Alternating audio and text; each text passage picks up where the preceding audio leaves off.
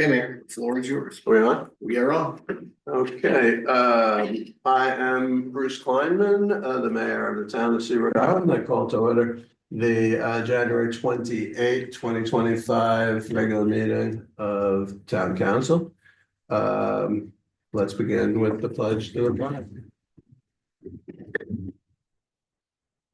Pledge allegiance to the flag of the United States of America and to the republic for which it stands, one nation, under God, indivisible, with liberty and justice for all.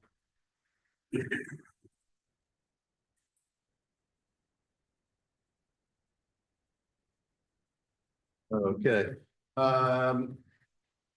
Everyone is present, including Council Member Weiss, who I see on Zoom. Gordon, are you there? Okay, we can't hear you, but that's okay. Hi.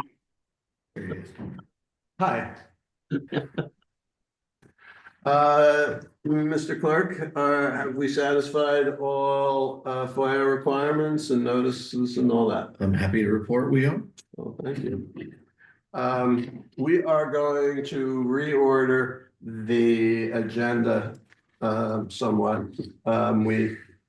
As I think all council members are aware, we are going to go into an executive session at 2:45. So we're going to skip off of page 1 and go to citizen comments at the top of page 2. Do we have any citizen comments?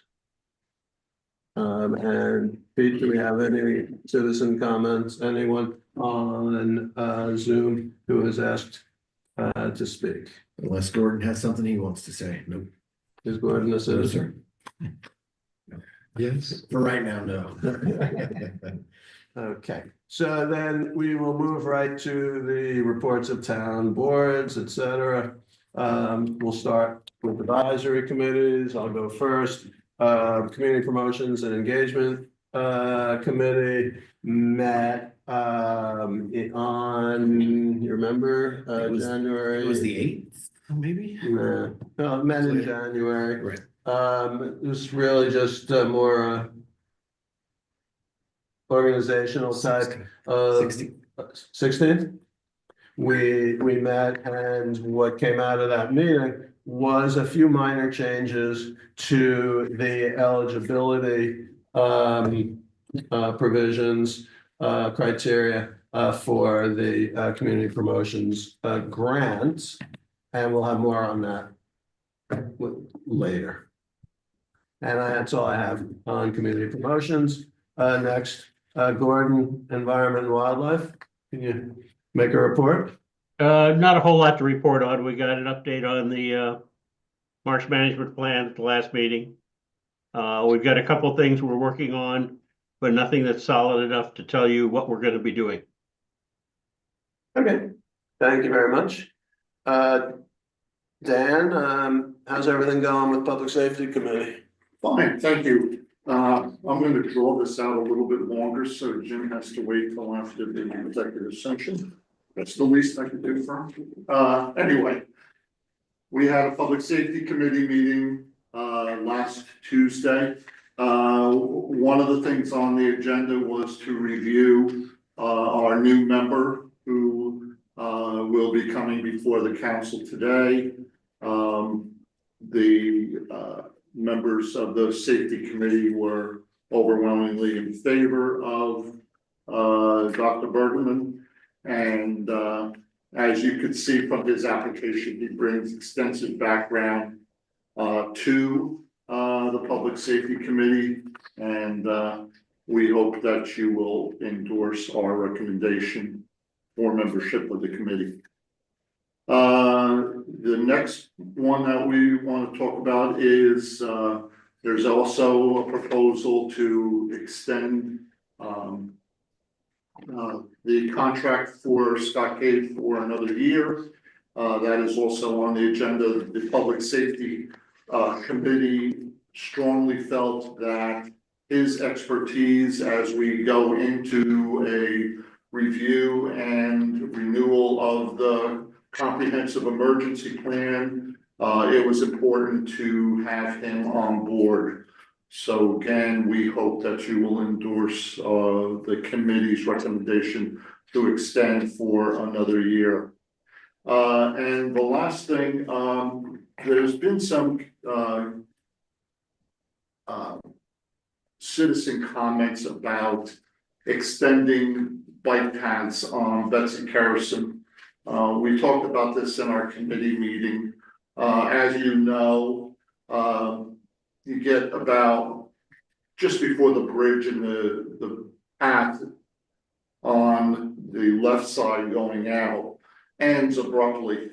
And I think all of us can recognize that at times you get visitors and other people that are trying to dash across the circle or going across the bridge at Oliver Creek there. And it makes for a, an unsafe situation. Anyway, the citizen comments indicated that the county may be looking at extending that. And because most of it is county road, and also that the town of Kiowa is also endorsing the extension of that. So when the time comes, I'm bringing this is more of an informational item. I hope once I get all the details, and I don't have that at this point, that the council could also endorse the concept of extending the bike path there to help make that area safer, even though it is not in or on Seabrook Island itself. There are visitors and people here who do use that, and I think if it's something to make it safer, we can look at that and endorse that. So stay tuned. I'll bring you more information when that goes along. How many public comments have we gotten on that? Couple, Two. yeah. Anything else? No, that's it. We're good? Thank you. Thank you. I'm sorry, Jim. We're gonna have to take a break now. Okay, well, we may have to keep Mac waiting though, right? Yes, okay. The Utility Commission would appear to be next. Mind if I move up to the table since you took my left turn? I'll share it. Okay. All right, good afternoon, everybody. So we have a report for November and December. November report, straightforward operationally and financially. The November financials are incorporated into the December year-end financials. So I can just run through those if that works. All right, so let's start with the financials for the month of December 2024. Revenue $381,000 versus a budget of $389,000. Expenses $348,000 versus a budget of $394,000, leaving us with an operating income of $33,000 versus a roughly net flat budget. Cash for the month of December was negative $150,000 versus a budget of negative $195,000. And year-to-date numbers. So we finished the year, full year, and these are non-audited yet. We're going to use, obviously, going to use the same auditing firm you all do, but these are our financials pre-audit for the end of the year. Revenue $6.6 million versus a budget of 5.2. The primary difference being the one-time impact fees from Seafields and MUSC. So that's the bulk of that difference. Expenses $4.4 million versus a budget of $4.7 million. Under primarily due to we never quite reached our internal manpower target. When we don't do that, we do increase the use of outside services, but they didn't offset. So we ended up slightly to get to the good on expenses, leaving us with an operating income of $2.3 million versus a budget of $450,000. Again, the primary difference being the impact fees. Cash surplus for the year, $1.56 million versus a budget of negative $346,000, mostly the impact fees. Even without the impact fees, though, we would have been slightly cash positive for the year. Ending cash balance, $4.825 million. So that's the financials. The other, the bigger change that you'll see as we move into 25 is we're beginning, as you all know, the pond project, or it's actually underway, roughly $12 million project. So that will flow through the financials, primarily accumulating on the incomes on the balance sheet as opposed to the income statement. And the general concept being as the expenses are accrued, we're borrowing against the state loan and using the state grant to offset. So you'll see a little bit more movement in the balance sheet this time, as opposed to just the income statement going forward. All right, any questions on, well, that's the first half of the financials. So I have one question. I thought I recalled that when you last presented, you had not received the second impact fee, the fee from MUS. So I think we actually had, it was incorrect. Okay, got it. Yep. Okay. All right, so continuing on with the financial discussion. So at the end of calendar year 2024, we set the rates for calendar year 2025. So our water rate, and we did not change the water base fee, but the water rate per 1,000 gallons used went from $5.90 to $6.20. That's roughly a 5% increase. The great bulk of that is us passing through the 6% increase that came from St. John's Water, along with a 1% increase in our own budget. So we were able to absorb inflation and other things, keep our budget increased to roughly 1%.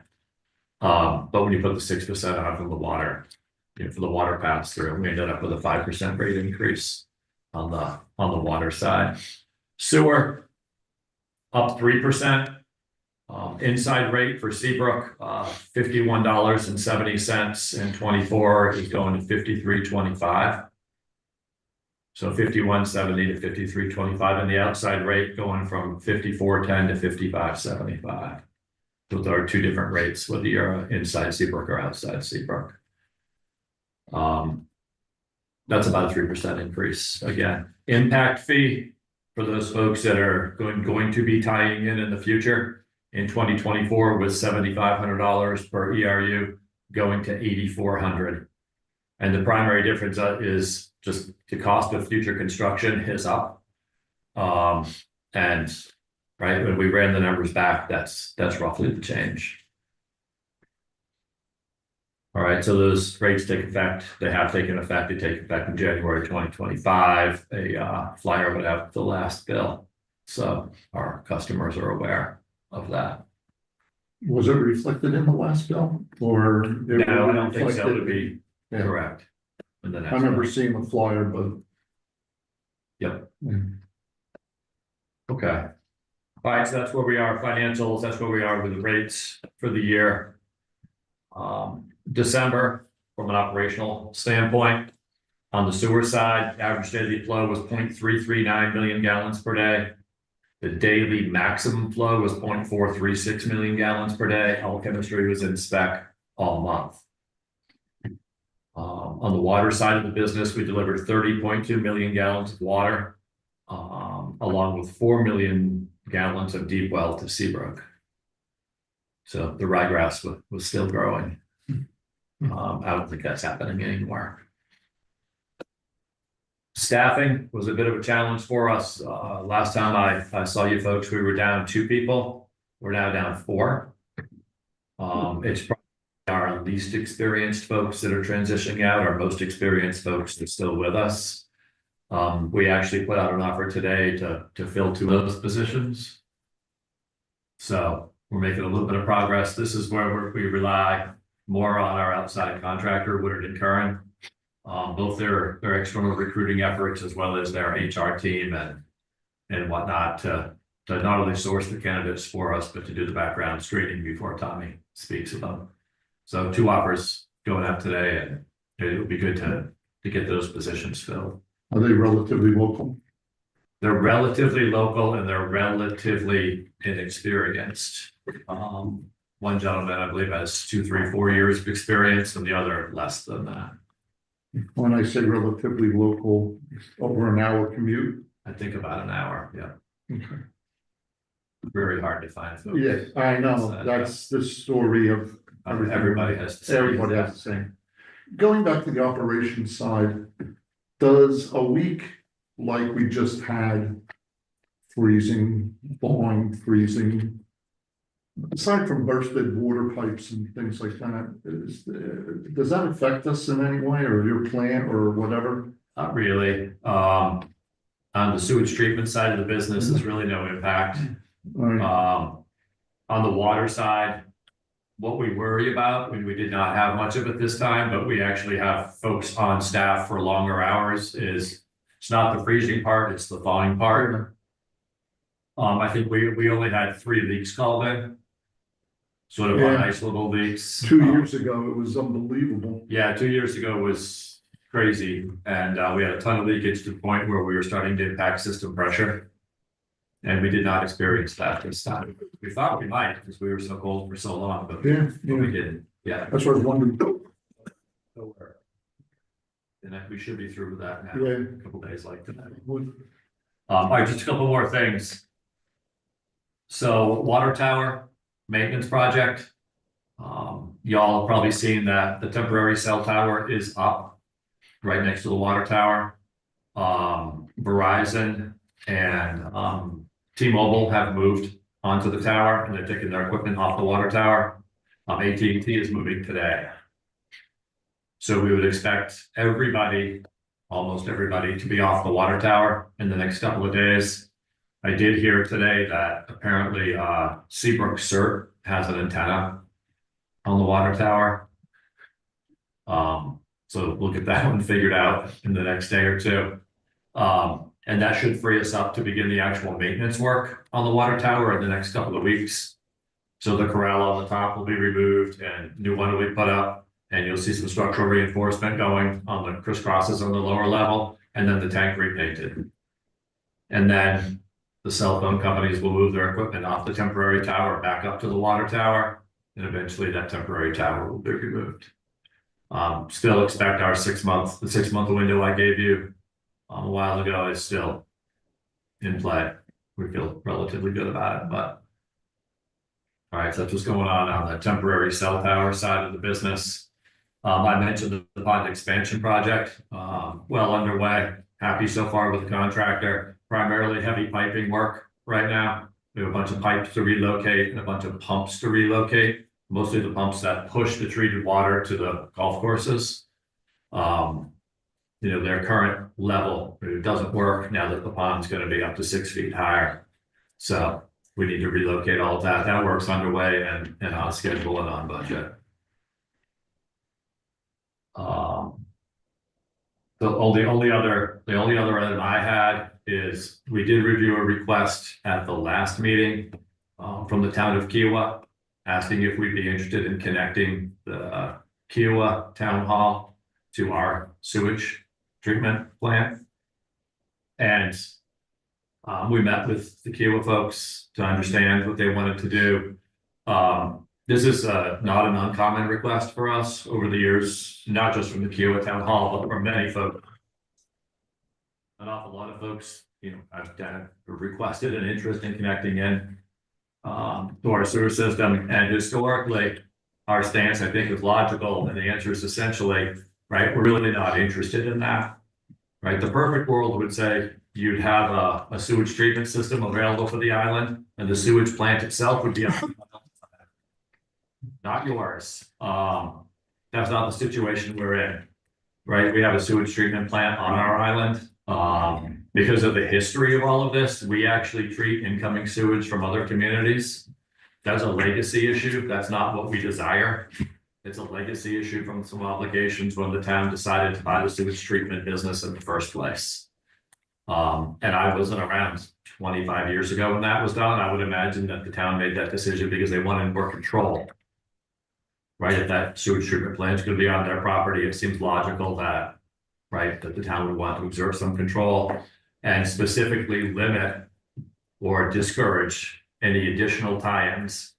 And that's one of the reasons you can see in the structure, that was built, right? If somebody wants to connect into the sewage, to our sewage system, that, you know, the commission, the Seabrook Island Utility Commission itself cannot make that decision. We have to say yes, and then we actually have to come to the town, right, to connect anybody else in. So that's essentially the logic is, right, historically, we don't want to take any more sewage than we already have. You know, at any given day today, right, we probably have some marginal capacity. If the 400 acres in back of Freshfields is built out, Kiowa River Estates is built out, Seabrook is built out, right, we don't have any marginal capacity, and we're going to be at the limit. Don't know when that's going to happen, but it seems likely that it's going to happen someday. So historically, it's been the commission stance that we always say no to those requests.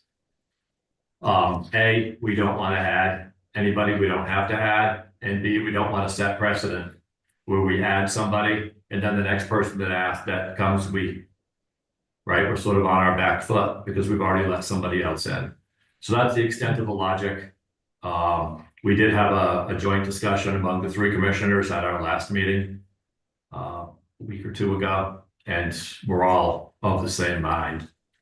Jim, what is it that Kiowa wants to tie in? So my understanding, and I don't have numbers from them yet, I don't think they have developed numbers, but so you have the Kiowa Town Hall at the end of the circle down here.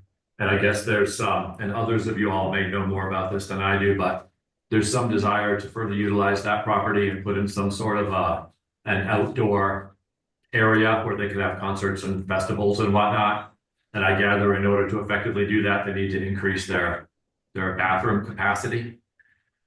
And their thought would be, it sure would be nice if you could connect into our sewer system, which I understand, because their alternative is to either, right, expand their existing on-site sewage treatment plant, septic system basically, or tie into the town of Kiowa, which is a ways away.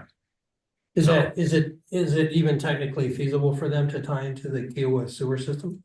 Probably not. I mean, is it physically possible? Yeah. Does it make sense versus the other option, which would be to expand their on-site septic system?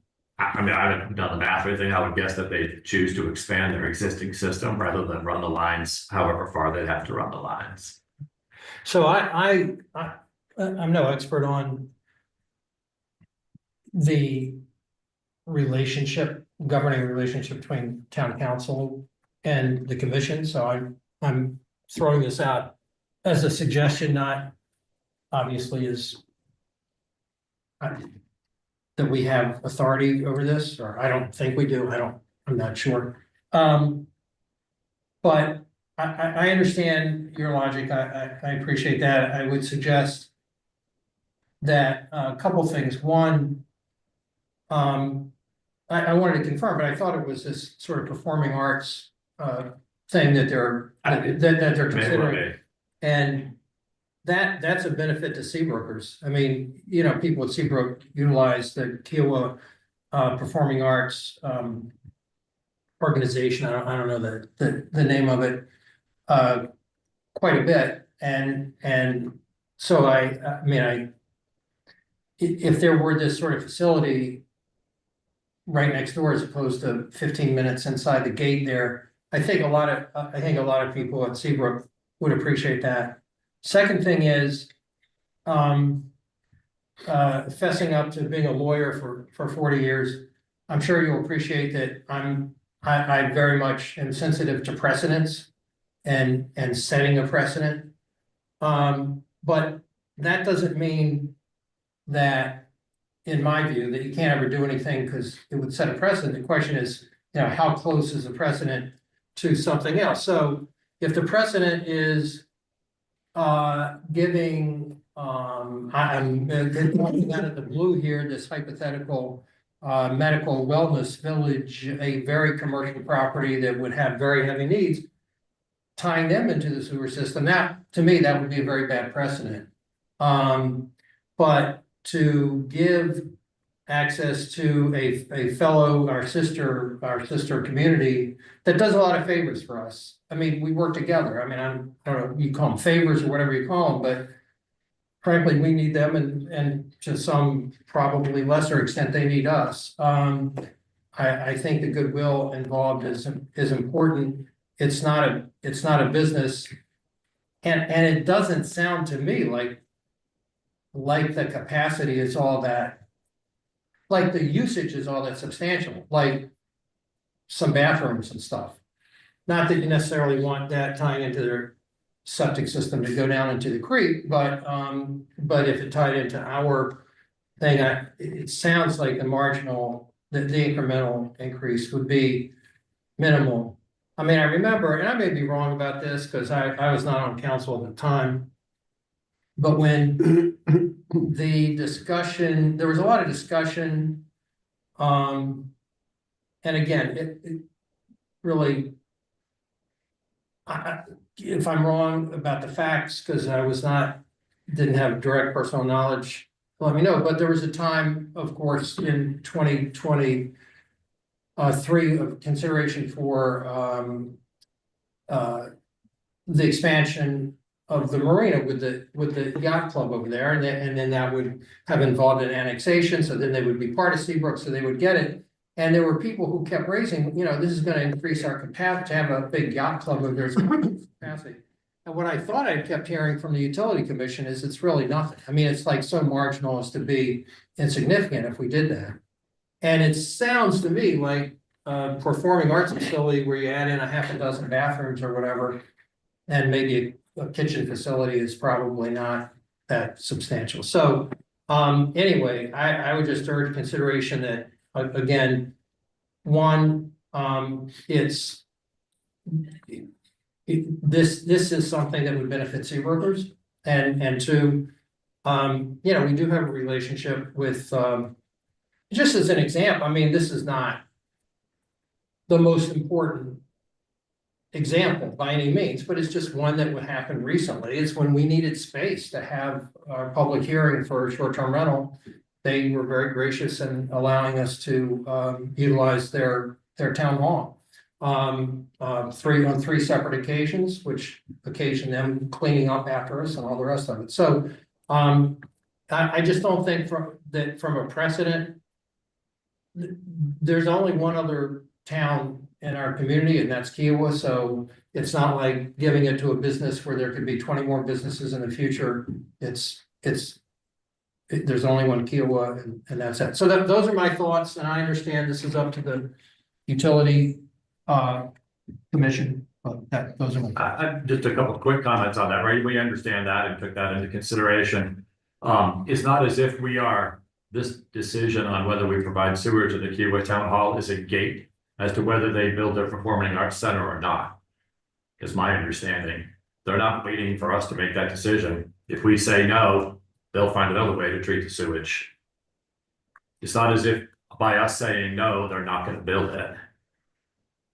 Right, no, I get that. I'm waiting for the next part, which is if they say no, if we say no, they may build a building, but then the next time we need something from them, they may say no to us. So that's, look, hey, I spent a lot of years in Philadelphia, and nobody ever does nothing without a quid pro quo in the government there.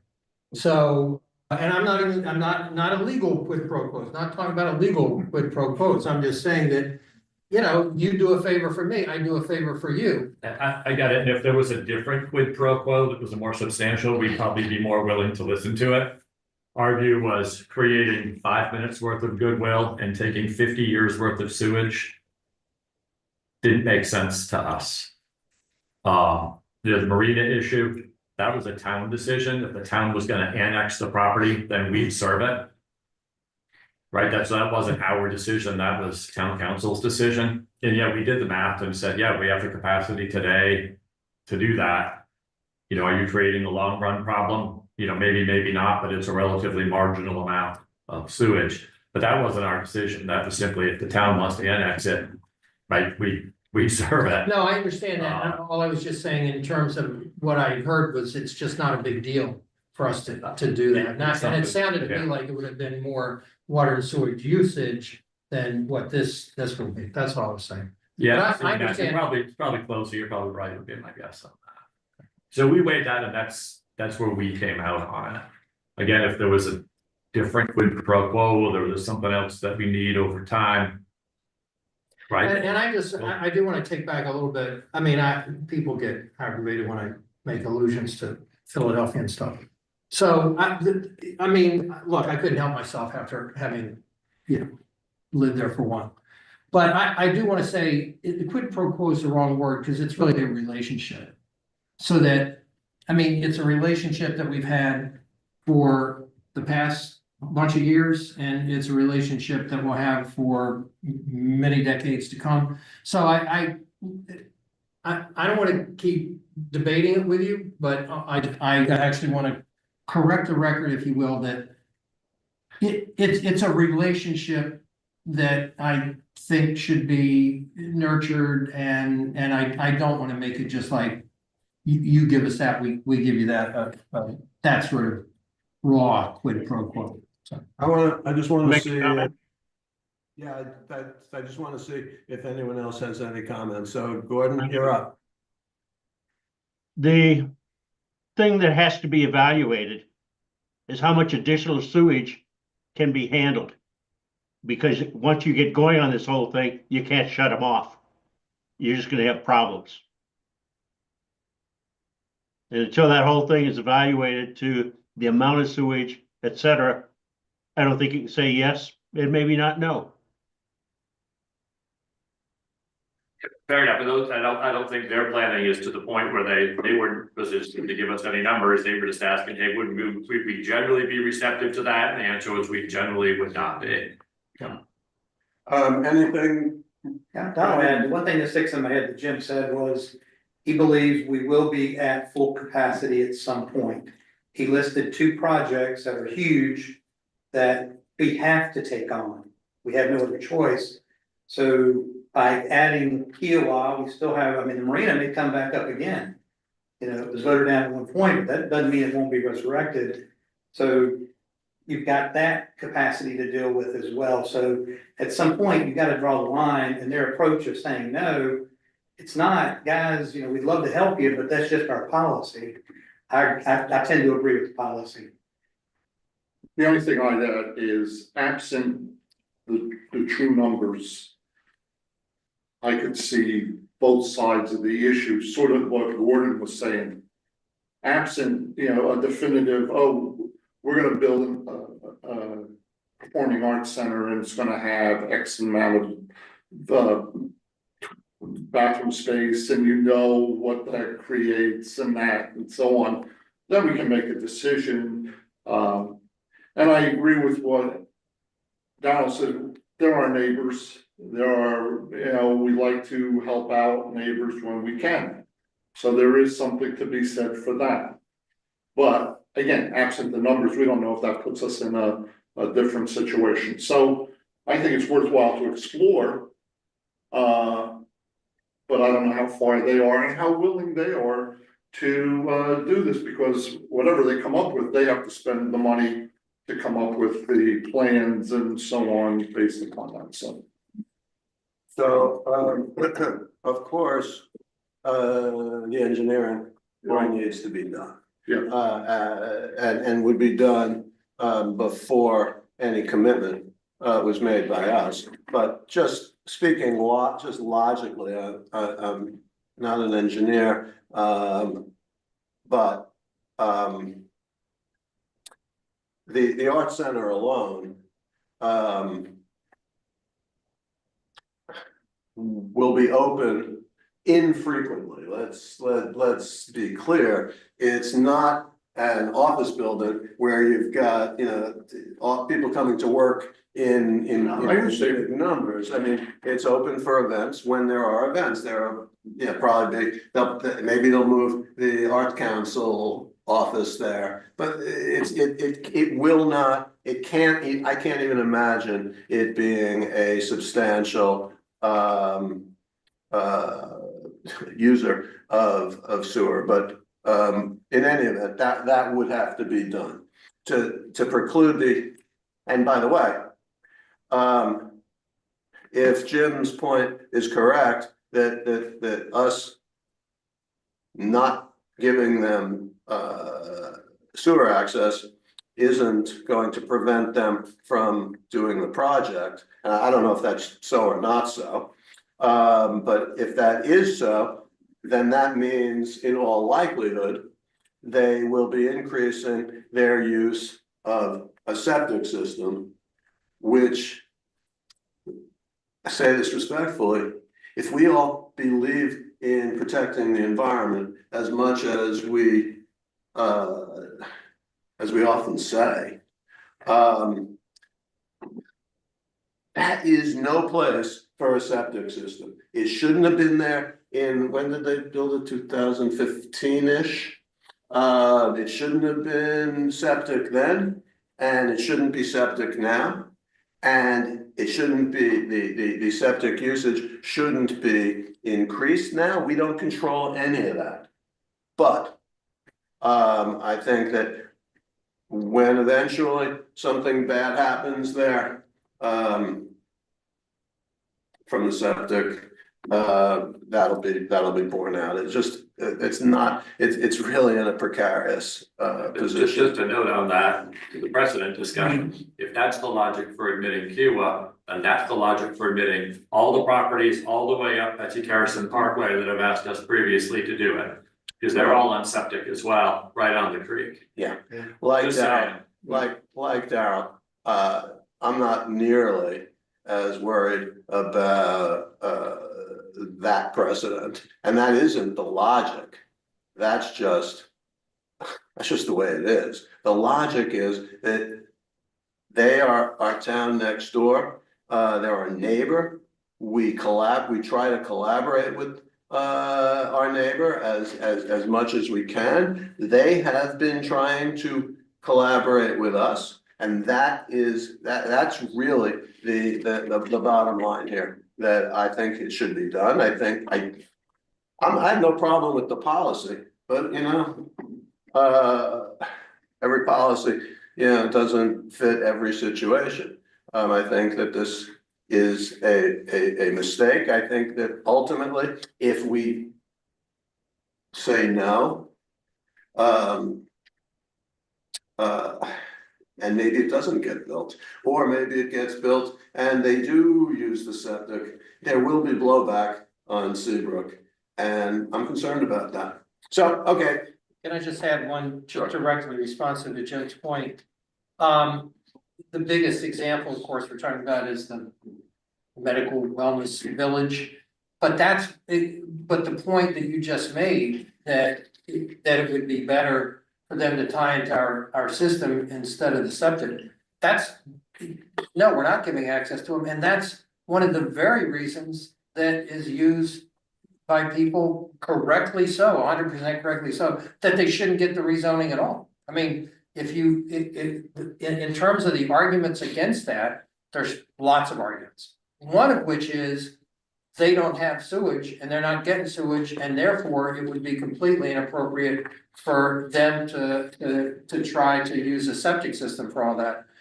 So that's against them being able to do that project at all. Whereas with us, frankly, I'd sort of like to see a nice little performing arts center. As would I, and I think they'll probably build one whether they connect to our sewer or not, so. Okay. All right. I don't think this is the last time we're gonna be having this discussion. No issues, and we had a discussion among the three of us at the commission and weighed the goods and the bads, and it's not a crystal clear answer either. Mhm. To us, we looked at that and said, it didn't make sense, and I could see somebody 20 years from now when we're sitting at capacity. Cause they develop all that fresh fields land, looking back and saying, who were the people that added anybody back in the day? Cause we're now over the limit and we're spending tens of millions of dollars to expand this facility, and right, you can argue either side of it, it's not crystal clear to us. If there was a different proposition to be had, I talked to the mayor, we'd be interested in it. This one just didn't make sense for us to sign up at Okay, this point. more to come. Thanks for coming. Alright, I think we should, is Max still available? Do we know that? Yes, I'll have to. Thanks. So would some, thanks, Jim. Thank you. Would somebody make a motion to adjourn to executive session? I'll make a motion, we move to executive session. Second. All in favor? Uh, Okay, so first, let's shut down the.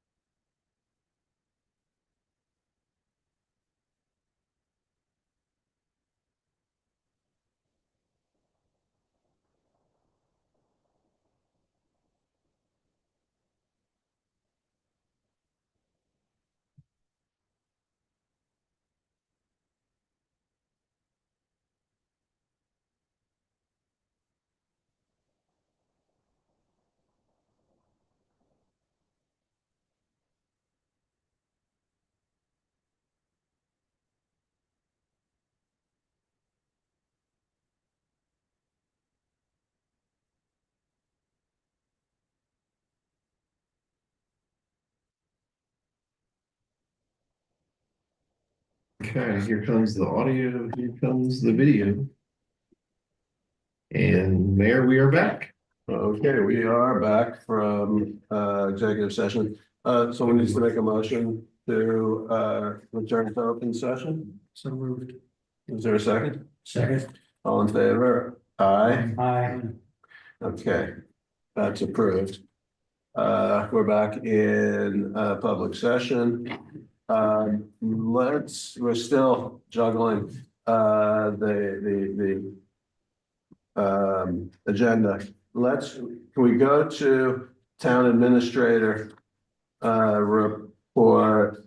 And Nicole, I think we want you to speak about citizen serve, no? Yeah, I just put one item on here and, you know, you don't get to see Nicole very often at our council meetings, so I figured she could be voluntold to come to give us an update.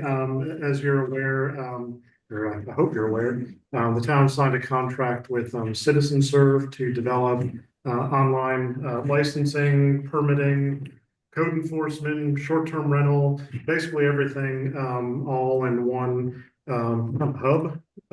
So Nicole's been our project lead for the development and implementation of that project. So I just wanted her to give you a quick update, kind of where we are, implementation plans, and anticipated go live dates. Everything's been going well with Citizen Serve. We've been meeting weekly. Our anticipated go live date for business licenses, zoning permits, and short-term rentals is in March. We have some other components that we'll look at doing later, but those are all the things that are tied to business licenses so that we need to have done first. It's been going well, been pleased with the progress. We're moving along through the modules at an appropriate pace. And I feel confident we're going to be ready to go by the end of March. There'll be a learning curve, but it's a similar program to what Citizen Service, what Keela uses. So our contractors that overlap will be familiar with the process. That's pretty much Is it. there, so the big wave of short-term rental permits this year is expected to be on the new system? Yes, it'll be in the new system. We won't be making everyone go completely online initially. That is something we're looking at doing down the road. We'll have paper, but yes, we'll be in Citizen Serve for it. Yeah, I think Kiowa, the first year or 2 years, they kind of did hybrid and they let people apply paper and online. So I think we're going to be, at least for short-term rentals. At least for short-term rentals, For a probably similar everyone else, approach. at least a year, we will take both because give them time to transition over and then we'll be able to switch to online. And it'll make things way more efficient and help our processing speeds. We're pretty fast as it is, but it'll eliminate a lot of the duplicate entry that we're having to do right now. Yeah, they'll be able to apply online, pay online.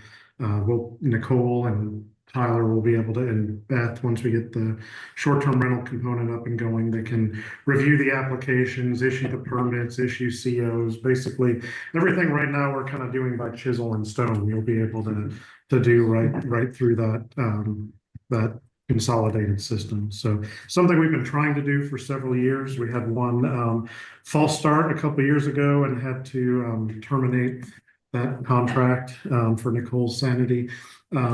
But we're making much better progress this time around, much happier with the product, and it's getting pretty close. Yeah. Any questions for Nicole? Thank you. Thank you. Okay, Joe, anything else you want, as long as we're here, anything else you want to add to the town administrator report? Yeah, I didn't put it on my report, but I'm working with Nicole and Beth. Beth is planning to do a series of a couple workshops with our new short-term rental ordinance going into effect May 1st. We'll be starting sometime in March or so to begin accepting applications. So Beth is planning to put together some meetings with the property management companies, rental owners, those type things. One, to go through the new system, the Citizen Serve system. But most importantly, to walk through the changes in the ordinance, any changes in our permitting requirements and procedures. So we'll be sending notices out about those. Should hopefully be in the next few days. That's very good. all I have. Okay. This, my agenda's confused at this point. Let's go back to the beginning. Yeah. How are, okay, so we've got the items for reconsideration. Pete, I'm not sure if I stated when we came from executive session that no votes were taken in executive session. So the minutes could reflect that I did say it, even if I didn't say it, because I'm saying it now, right? I will say it then. Thank you. Right. Items for reconsideration. So do I just need a motion to reconsider 24-10 and a second? Or is that how we do this? Yeah, for a reconsideration motion, anybody on the prevailing side can make a motion to reconsider. For this item and the next item, we're requesting that council reconsider the second reading approval that was granted at your December meeting. And as part of that, to postpone. Reconsidering puts the item back on the agenda, essentially undoes second reading. So it's still a pending ordinance at that point. And then to postpone consideration, second reading consideration to the February 25th meeting. So I think the vote was 5-0. So anybody can make that motion to reconsider. So it would be helpful for the motion to be to reconsider and postpone second reading to February 25. Yes. Okay, would someone make that motion? I'll make the motion to reconsider the ordinance 2024-10 and postpone second reading to February 25th, 2025. Beautiful. Is there a second? Second. Any discussion or comments? No, seeing none. All in favor of the motion, say aye. Aye. Okay, it's unanimous. And now moving to ordinance 2024-11. Could we get the same, similar motion? So moved. It's instead of 2024-10, make it 2024-11. Okay, so that's to reconsider and postpone second reading to February 25. Is there a second? Second. Any discussion? All in favor? Aye. Aye. Okay, that's approved. Now, do we have to do something with the December 17th minutes? Yeah, so for the purpose of the minutes for the December 17th reflect that council gave second reading approval to both ordinance 2024-10 and 11. I think we can do that just by adding a note under the vote that council at its, what day is today? January 28th meeting voted to reconsider. So we can still reflect in there that a vote was taken, but we would just be amending the minutes to state that the second reading was reconsidered and the item will be postponed until the February meeting. So just with those revisions for those two items. So other than that, does anyone have any comments on the December 17th minutes? I have a very minor comment, Okay. which I.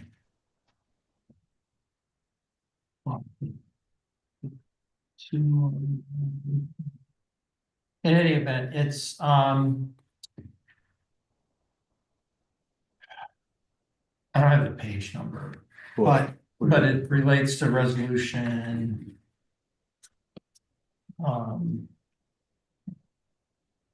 38. 38, at least.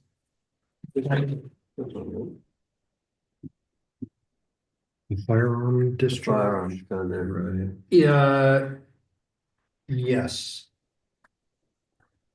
Yeah, the thinning of the deer herd. Yeah. Right, okay, so the thing states, the minute states, Mr. May stated he did not have enough information to justify the resolution, stating that council believes that it is in the best interest of the public to thin the deer herd. My understanding is what I said was, but SAPOA believes it is in the best interest, and then that's reflected in the resolution that was then adopted, that we were relying on SAPOA. So I think where it says council believes, my understanding should be SAPOA believes. No, it here. It's the second one right below that. This is quoting, I see what you mean. this is, it's not, this is quoting that the draft resolution that was before us had a provision that said, council believes it is in the Oh. best interest. Okay, And I see what you mean. you challenged that, Ah. and then I made a motion to amend it to fix it. understood, To say withdrawal, SAPOA believes. yes, got it, Okay, cool. withdrawal. Okay. Anything else on the minutes? Okay, where are we? We need a motion? Motion to approve. Do we have a motion to approve the minutes? So. Second. All in favor? Aye. Aye. Okay, so the minutes are approved. With the notation about the reconsideration. With the notation, yes. Okay, there's no public hearing items, there are no presentations, we've passed citizen comments already. Okay, we're getting there. Advisory committees, we did all those. Utility commission, we did that, okay. I just have a couple of things to say on the mayor's report, primarily to remind everyone that we've scheduled strategic priorities workshop for February 18th, 10:30 a.m. I just urge everyone, kind of, spend some time with the strategic priorities that we did in 2024. You'll see that we really have made a lot of headway in terms of accomplishments there. And I just feel very strongly that we now need to look at the ones that remain and decide on prioritization of those and add to it, because there, I think we need more work to do. So it's just important, I think, to focus on that. And Raymond, I apologize again that it got scheduled at a time when you're gonna be out of the country. That wasn't my preference. So if you can do, submit to us in writing like some ideas, that'd be great. Thank you. Okay, that's all I have on that. We would have the treasurer's report. And I'm ready. Okay, let's go. So let me see if I can.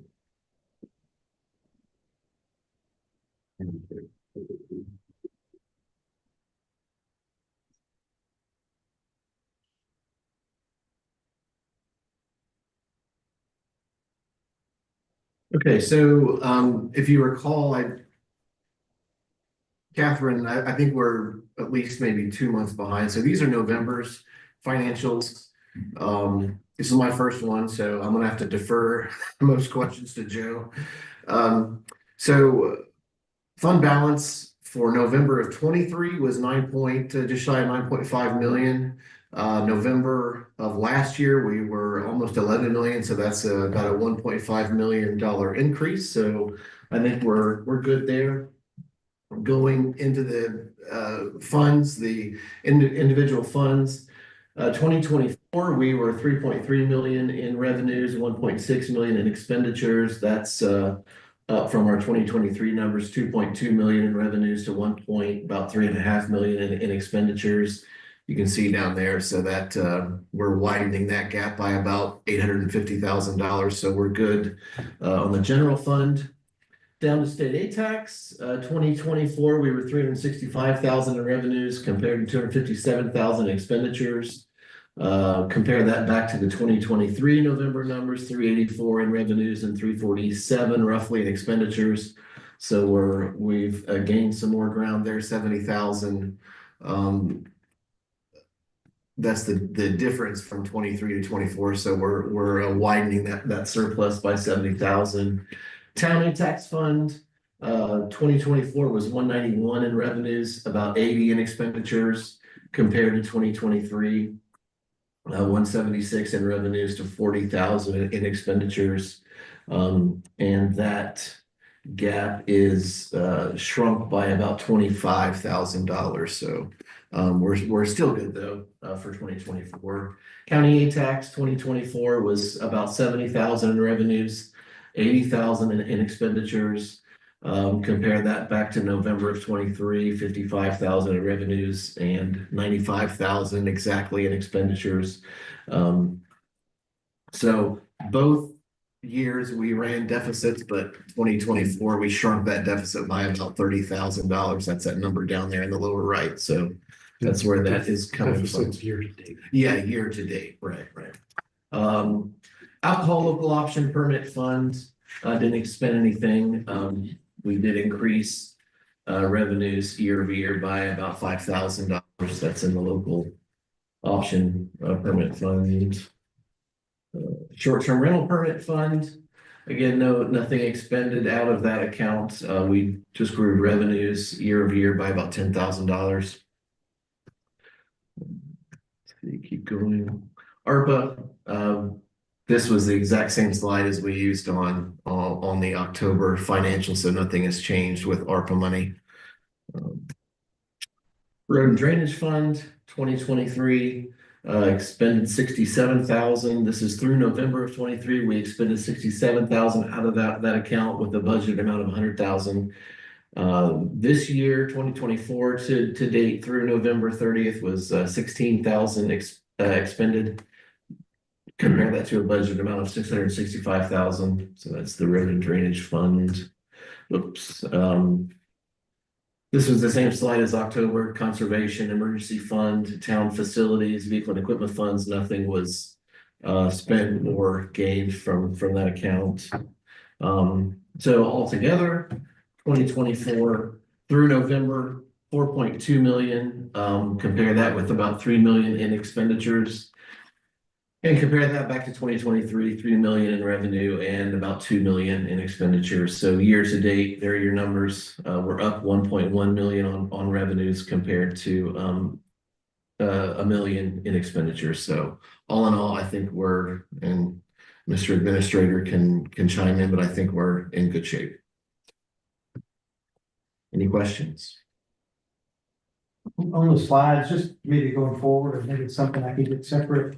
Can we add the budget for the year to date? Versus just the prior year, because we're looking backwards, we're not looking at what we're expecting to do. Right. I mean, it's good to have both 23, 24, and then budgeting now. It's just if you can add it, great, if not. We can actually share with you, I've been giving them to Catherine, giving them to Pete now, but it's our entire budget. Basically the same thing that's included in the budget ordinance. But every month it shows the budget for, like looking at 24, it was the budget for every line item for 23, the year to date through whatever month that is for 23. And then we also have the same thing, the budget for 24 and the year to date for 24. That's what they're using when they're putting the presentation together. We can get you that raw data if you want it. Yeah, just one, Pete, can you go back one? You want the general fund? Yeah, just go back to revenues. I mean, when you see something like this over, half again as much, in other words, in 2023, 2.1 to 3.3 in revenues. If you could just make a comment periodically when there's really things that jump out, why is there more revenues? What was the reason for those types of things? I don't know. Was it, I don't know. I can tell you that the primary, that's in the general fund. It probably makes more sense if you are looking at the detail page, because we also break out revenues before transfers in and expenditures before transfers out. So on the ARPA page, you saw that we had an expenditure of 514, almost 515,000. It's showing up general fund as additional revenue. That was, if you recall, last year before the end of the year, council had to obligate the remainder of our ARPA funds. So 400,000 went to St. John's, which I don't remember when exactly that check was cut. When we finish the year, that number will be 914 and change. But I think on the general fund, that's including the transfer in that 500,000. So when we close out the year, all that I think will make sense because there's a lot more coming and going between funds. So I mean that's over 500,000 of that increase. But we've seen on the revenue side, I should say, Right. We've seen some pretty healthy revenue growth on the general fund. And I'll shoot you the detailed breakdown, and you can actually see how much each line item's gone up year over year for year to date, and you can see where the primary drivers are on those. Yeah, I don't want to make it work for you. I'm just saying, as you go through these, the question just jumps out as to why, if you could just make a comment or whatever. So that for me, I'm just saying, for me, understand better the discrepancy and why. For example, if you're looking at over $1 million more of revenue, is that going to be sustainable for 2025? Or is it going to fall, in other words, is 2023 the norm, or is 2024 the norm, given the absence of ARPA funds and all those types of things? That's all I'm saying. And, sometimes the slides creates more questions than, I don't know, maybe you can read my mind and anticipate. I don't know. But I hope you understand where I'm coming from. I'm not trying to make you, send out more things and all those. But One quick thing, and Raymond's looked a lot more slides on and financials than I have, but usually it seems to me the orientation throws me off a little bit. Like the 24 should be on the top so that you can have revenues, expenditures, and then the plus or minus of them. Yeah. And then the 23 or the 23 and then the 24. So that should be vertical. And then you put the budget in, like Raymond said, Because now it's like, I've got to figure out in my head, like, I have to do this protraction across, and it's just not the way you normally see these financial things. Yeah, I had that conversation with Joe. So I think assuming that our accountant can get us, we can get close the year out and get the December financial deal at the next meeting. I'm gonna take out the bottom right number and we'll make that a little more user friendly because it is very confusing. I was confused just creating it. So Yeah, but yeah, I, Catherine before, but it's just, I just reworking, the two axes, and I think it'll be a lot clearer. Yeah, we can reformat it. We can put a couple more of the, I know when we were working with the finance committee last year, we had like an additional page with bullet points and kind of highlighting some of the major changes year over year. So if you want a little bit more context, Dan, on some of those items, we can, I mean, it's not going to be, all of the items in the budget, but, ones that are notable. And I was just looking at the budget amendment that's in your ordinance. This actually does have the year-to-date numbers and the adopted for 23 and 24. The one I sent Pete also includes on the far right side the dollar difference for year-to-date and the percentage difference.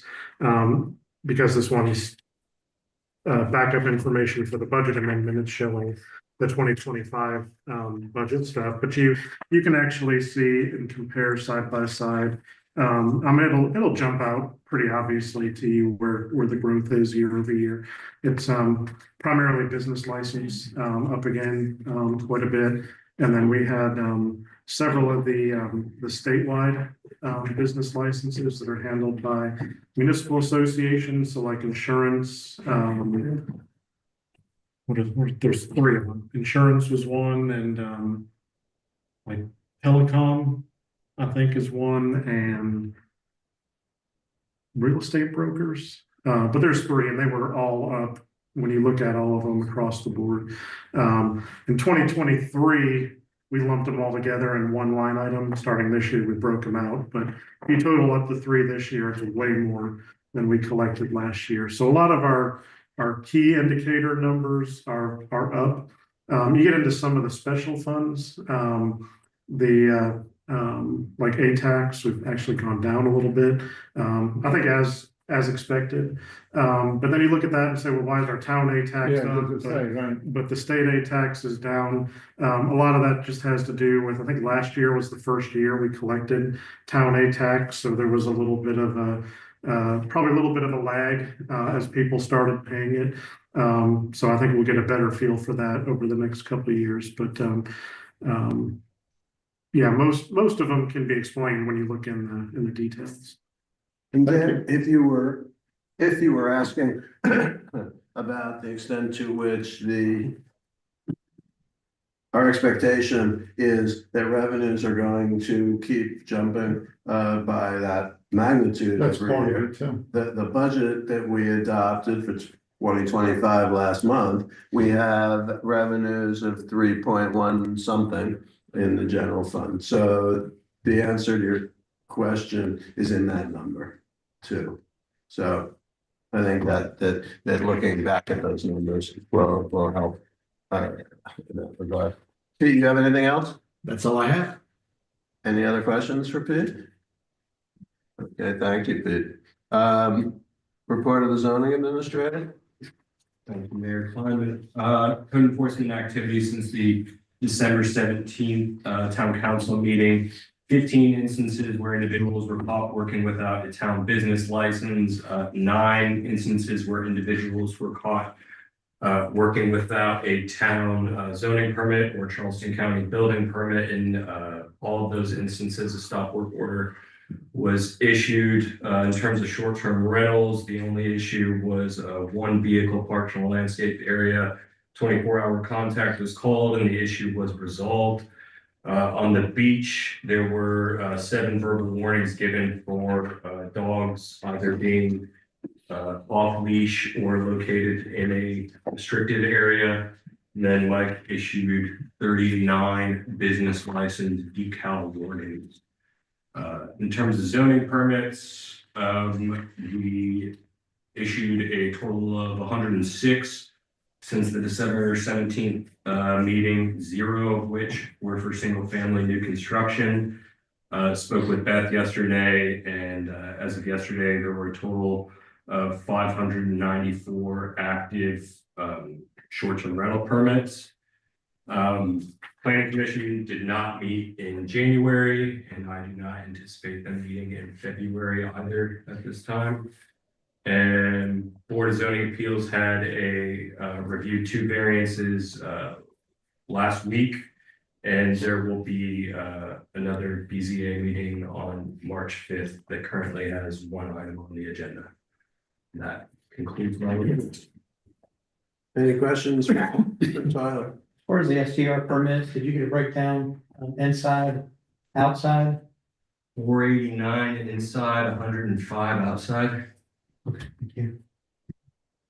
Yeah, the numbers, the last, They've gone down. the last month or 6 weeks or so, they've gone down a little bit. That's because periodically Beth will go in and do an audit to see if properties have transferred. For most of those, if somebody's buying it with the intention of moving into it, then it'll roll off and the permit's not renewed. So we were, I think, a little over 600. In November, it Couple was months over ago. 600. It went down a little bit, or I think it was a little over 600 in December, and that had gone down 4 or 5 from the month previously. Now we're down to 594. But that's why it's the transaction auditing that she's been doing. Thank you. Other questions for Tyler? No? Okay, thank you, Tyler. Sir. I don't think our communications and events manager is with us, Joe. She's not, no. Should be this week, back from maternity leave. She was scheduled to come back today. We did have her helping a little bit last week with some of our winter storm messaging. So we will add some time back to her leave, and I think she told me a date, but it should be before the end of the month. When I was reading the messaging from last week, on the beach in the Caribbean, all that, it seemed like the workmanship might have been a little too good to have been yours.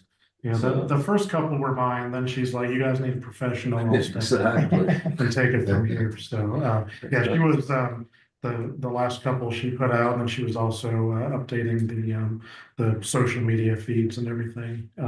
Yeah, I did think about when we were doing our county-wide conference call, saying the mayor sends his regards from the Caribbean. I didn't do that. Yeah, okay, thanks. Okay, on to ordinances for first reading, and I'm going to turn this over to Daryl for 2024-09. Thank you, Mr. Mayor. So we have for consideration ordinance 2024-09 that was deferred from our December meeting. This is an ordinance that somewhat grew out of the short-term rental process, but it actually relates to behavioral or nuisance, whatever, livability, whatever you want to call them, provisions of our code, section 18, that relate to all Seabrookers. So in the ordinances that were passed in December, there were some livability provisions specifically relating to short-term rentals. Those are passed, that was done. These are essentially things that these are things that relate to everyone. Now, the key thing to note is that while if you look at the red line version of this, it looks like essentially it's all new.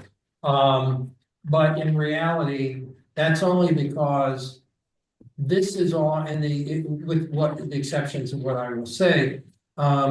These are things that exist in the current DSO or the current code, but are getting moved around. So when you move around things, they get redlined, they look all new. So what are the new things?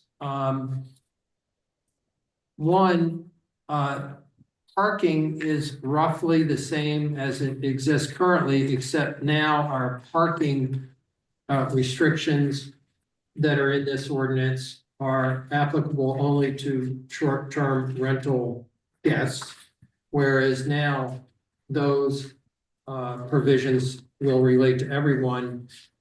They are things like you just can't park on the landscaping. So things that have, and things that is, or sort of common sense, but it now will relate to everyone.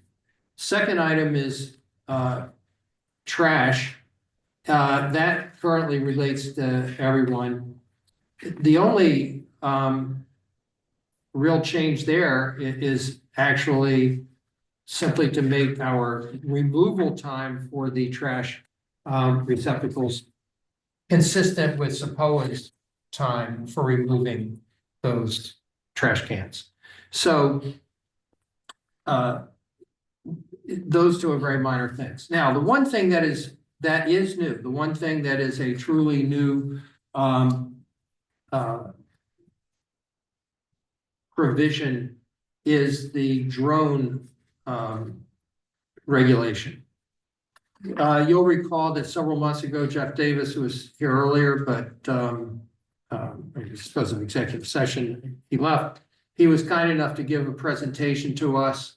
And following that, a draft ordinance or this provision within this draft ordinance was written up with the assistance of counsel, I believe, Joe, correct me if I'm wrong. But the reason is because, as Jeff pointed out, that you just can't make blanket statements about drone regulations without considering what the Federal Aviation Administration has to say about it, because we have to be consistent with that. So care was taken to deal with the FAA regulations. And the bottom line on the drones is that people who have legitimate reasons for doing that, which would be essentially business reasons. Of course, we're talking about real estate agents who want to take pictures of the houses, or research, like the birders or other sort of nature research. They'll be able to fly drones, but somebody who comes along just wants to fly on the a fly drone on the beach and buzz everybody, can't do it. Can't fly a drone just because you want to and go around and look at everybody's houses. I think this has a lot of widespread support from people that I've spoken with. So that is new, and that is, of course, in the ordinance in a way that is lengthy. I mean, it's several pages, but again, that's because we wanted to get it right with respect to consistency with the law. One other thing that is new is in the ordinance with respect to pets, we include a provision that if on noise. So we do not have a noise provision per se. That was not accepted by council at our work session back in June. But this is noise only with respect to pets, which would be for the most part dogs. And the reason for that is, one, because if you live next to a dog who is howling for hours at a time, that is not a pleasant thing, but it's really as much for the animal as for the benefit of the animal. We heard a number of stories about people who would be anxious to get here and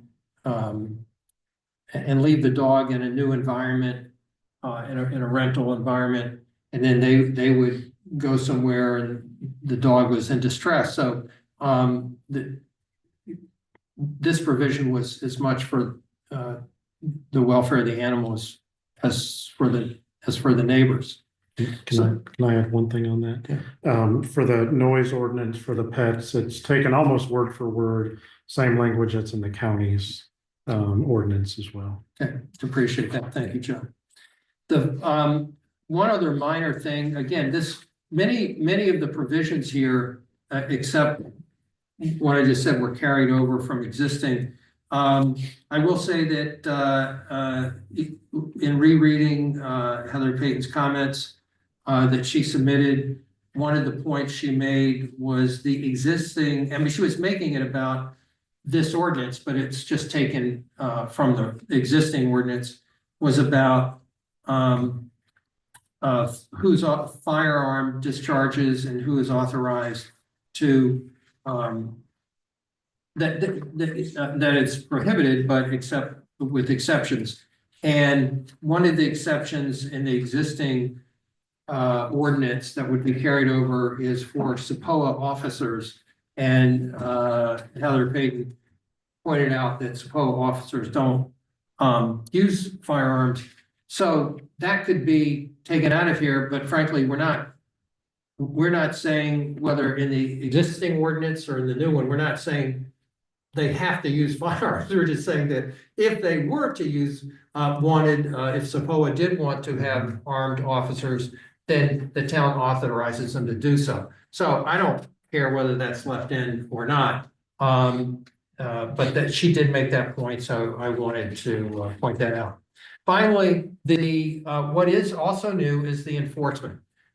We currently have things in certain things in the zoning in the DSO, and that's an extraordinarily burdensome and complicated enforcement mechanism when it's there. So that'll be moved over to the code. But in addition, in the code now, if you violate something, the only thing is that it's a misdemeanor or a potential misdemeanor of up to a $500 fine and up to 30 days in jail. No one wants to put someone in jail for 30 days because they parked on the grass. So, but we do want some reasonable, rational enforcement. So now you would have a graduated a step up in penalties for a 12-month period. So the first one, $50 fine, second one, $100 fine, third one, $250 fine, fourth one, $500 fine. That would be 4 violations in the calendar year, in a 12-month rolling 12-month period. So instead of just saying, okay, go in front of the judge and see what the judge gives you up to $500 in 30 days, this provides more structure to the penalty, and that's also new. So that's the overview. So is the incarceration off?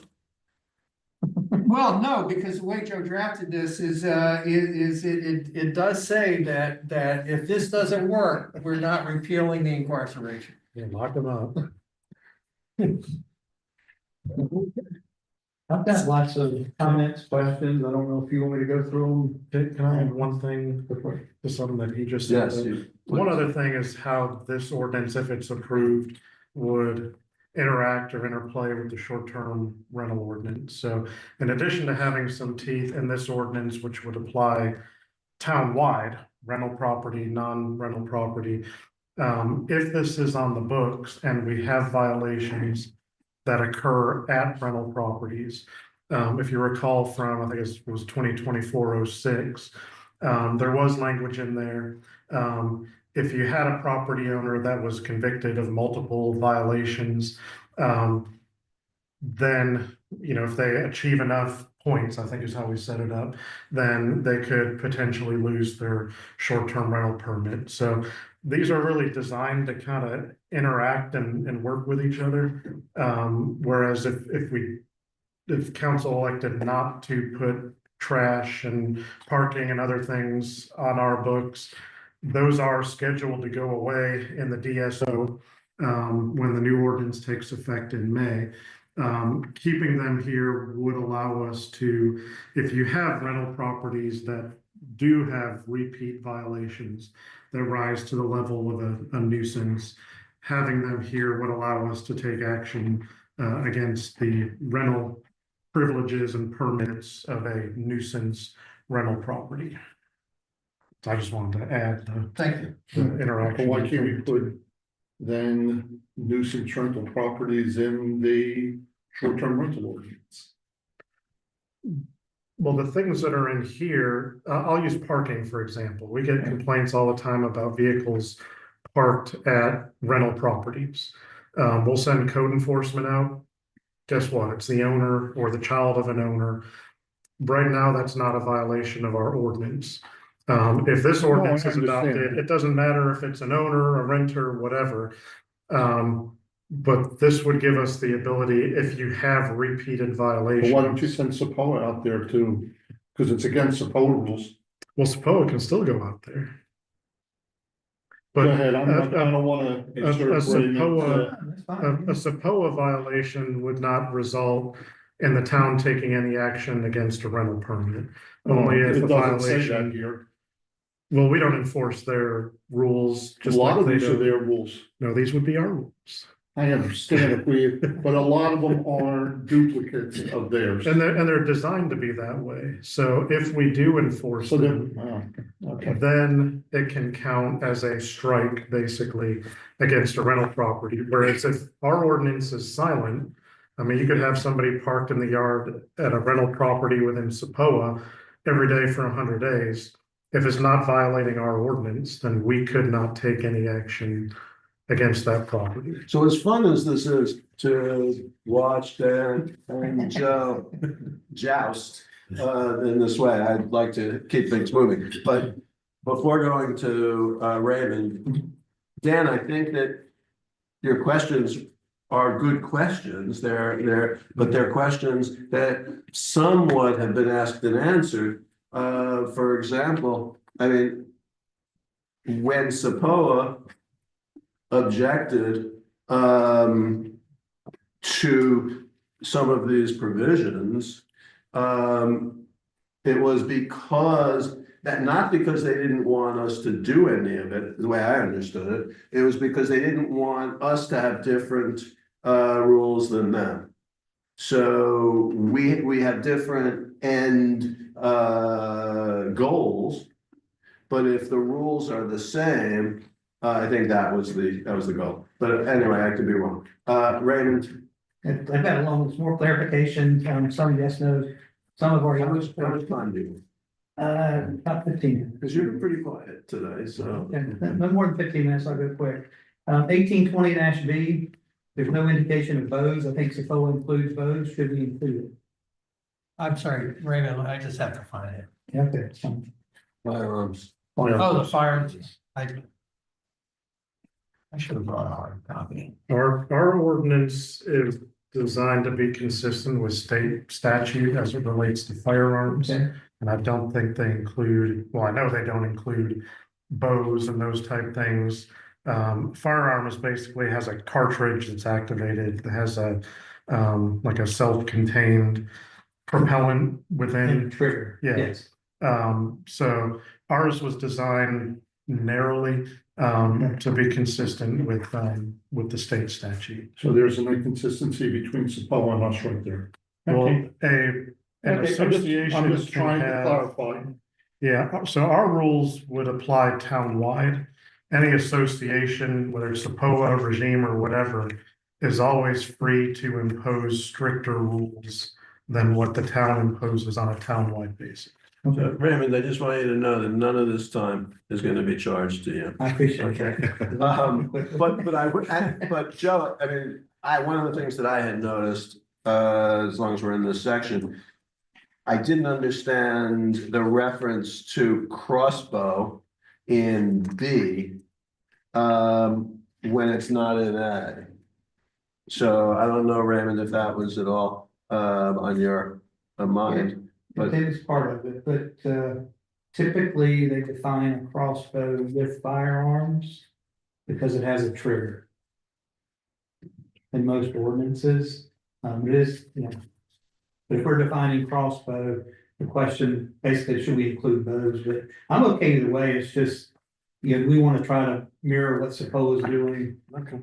Well, Joe, I mean, the fact that it's defined in state law, I mean, if we wanted to include crossbow, which as the mayor says, Well, sort of is included, is, there's no prohibition on that, right? We do have crossbow included, but other types are not included. And it's under B as Raymond just pointed out. But B is, it's just confusing to me. B is a. It shall be unlawful to negligent against discharge, a firearm Yeah. or crossbow. A firearm So is it a didn't have to defined be an term. A, right, because that is a defined term, got it, okay. You didn't define crossbow, it was one of the No. other, I don't think we need it, but I'm good with it. Okay. 1820 C, number 5, confuses me because I'm reading it. People can protect their family, pets, and discharge a firearm. But then it goes on to say property owners can protect their property and people. But you gotta have 25 acres for it to be property. So can I shoot an alligator if it's about to bite my wife? Or do I have to have 25 acres? That's why, actually, Gordon and I have, if he's still on, we talked about that one. So this is the way the ordinance is currently worded, so we're not proposing to change that. If council wants to go in and revisit the current firearm ordinance, whether it's part of this ordinance or a separate ordinance, I think that's another discussion that could be had. At the end of the day, the state of South Carolina is a castle doctrine state, which has pretty liberal gun laws, especially when it comes to self-protection and now even open carry. We're number 5. I wish Mac was here for this one, because there also is some language about you can prohibit discharge of firearms within a municipality. And there's different language about when you're in county. I wasn't here at the time that was put in the book, so I don't know why the 25 acres was included. But if someone is breaking into your house and you are protecting yourself or your family, the town is not going to show up with an ordinance summons at your door. Whether you want to change that in the ordinance, I mean, personal protection, that's a pretty standard thing, especially in our state. But Well, just a more clarification. But again, in the Secola rules, they're allowed to go and, because it is an association, they can have stricter rules regard to this. Now, this has come up in public safety a few months ago, and the county deputy noted that in a closed area where it's not so much,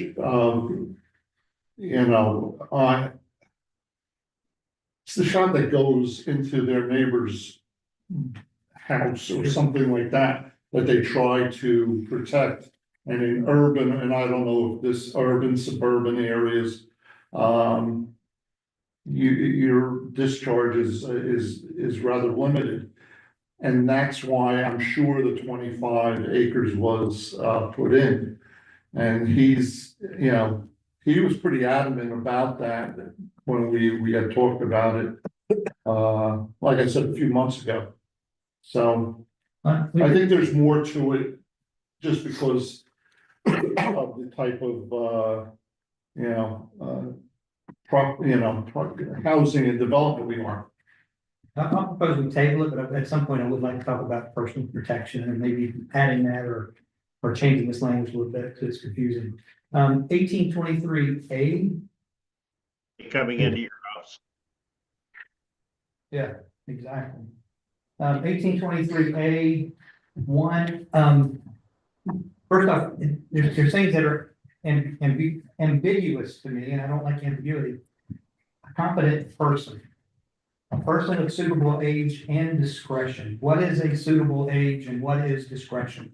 Why can't we just say a person over the age of 12 that is physically able, or whatever age we want to come up with?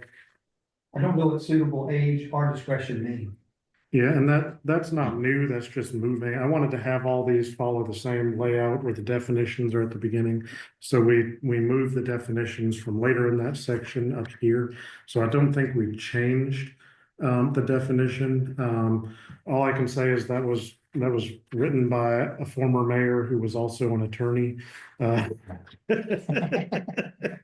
Seems like they all are. Yeah, it was kind, and I agree with your comment, but it's kind of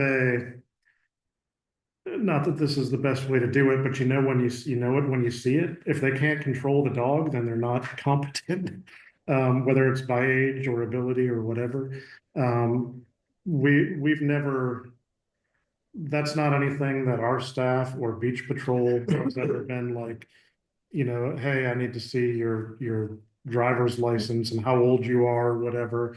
It's kind of been more of a, if they're not able to physically control an animal while it's on the leash, then they can basically deem that person not competent to control Well, the could animal. I propose eliminating a person of suitable age and just say person physically capable of restraining and controlling?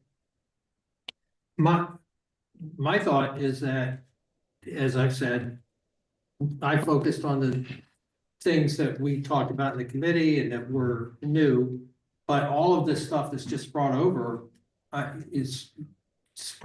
don't know why you couldn't propose an amendment to do that. I mean, See, I it's think fine with me. age should be taken out of it.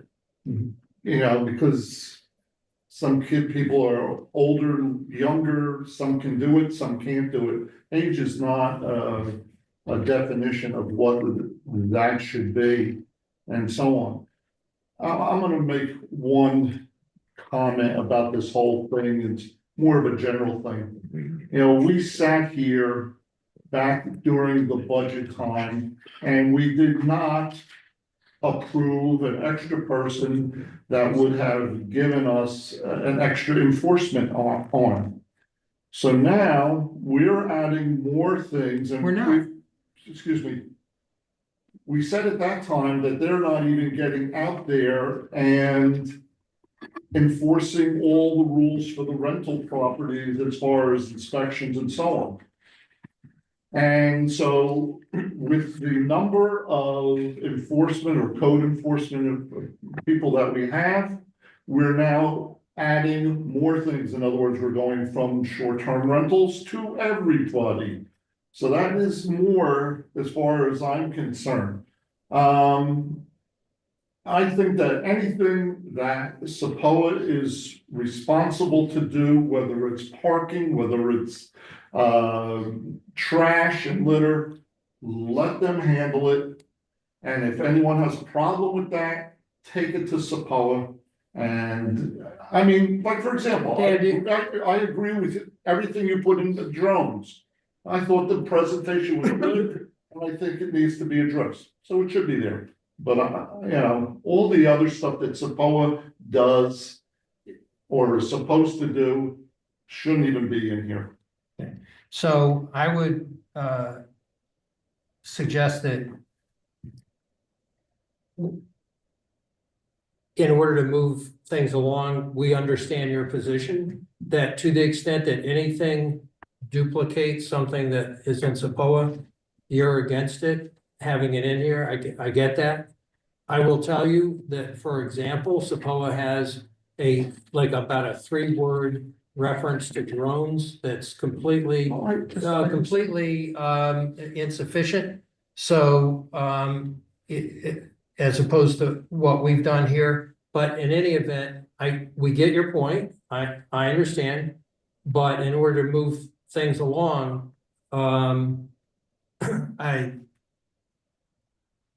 as a lawyer who litigated, we would call that a continuing objection. Which is, it means that every time that Raymond, for example, proposes an amendment to the specific language, you don't have to say, but we shouldn't have anything about trash, or he proposed something to parking, but we shouldn't have anything about parking. We That's get why, it, yeah, we get it, and then we can move along. and that's why I prefaced this whole thing as he was going through this, I just laid it out there. I don't have to say it anymore. But before we get to amendments to this ordinance, can we first get a motion on the table and then go through amendments? As long as your questions have been answered, you don't need more? I've got more questions. I keep getting stopped. Okay, as long as we don't get into debate territory, keep And I going. just want to point out before you resume, Raymond, Yes. that I was just in the habit of being conducting the meeting. I forgot that I had delegated that authority to Daryl. And so anything that I said about not counting against your time is null, because I really didn't have the authority to do that. So you better check with Daryl on that. I think I've got 5 more minutes. Right, Raymond, take your time. Why don't you go through your questions, and then we'll, when a motion is on the table, then we can make amendments out of some of those. Okay, 1832A. It stated, some of the effect, end of day. Why not define end of day as 11:59 PM? What is end of day? You ask 10 people, you're gonna get 5 o'clock, you're gonna get 12 o'clock, you're gonna get 6 o'clock. So what was that? So, It's 1830-2. I was looking at that. I was looking for 1830. Yeah, I thought you said 1832, so sorry, I just have to find this. 1830 1830-2. -2A. Yeah, you said that. Got it. It's on the 4th line up, removed from the curb by the end of day of pickup. I'm sorry, what was it? What was the The question? question was, instead of saying end of day, why not just say by 11:59? Okay. What does the proposed language say? I think it says end of day, but I'd have to. Joe, do you remember?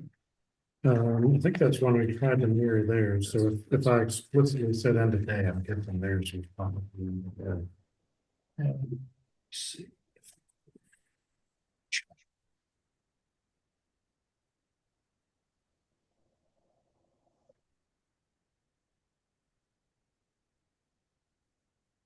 Suppose as garbage, household trash and recycling. I'm skipping a few words here, and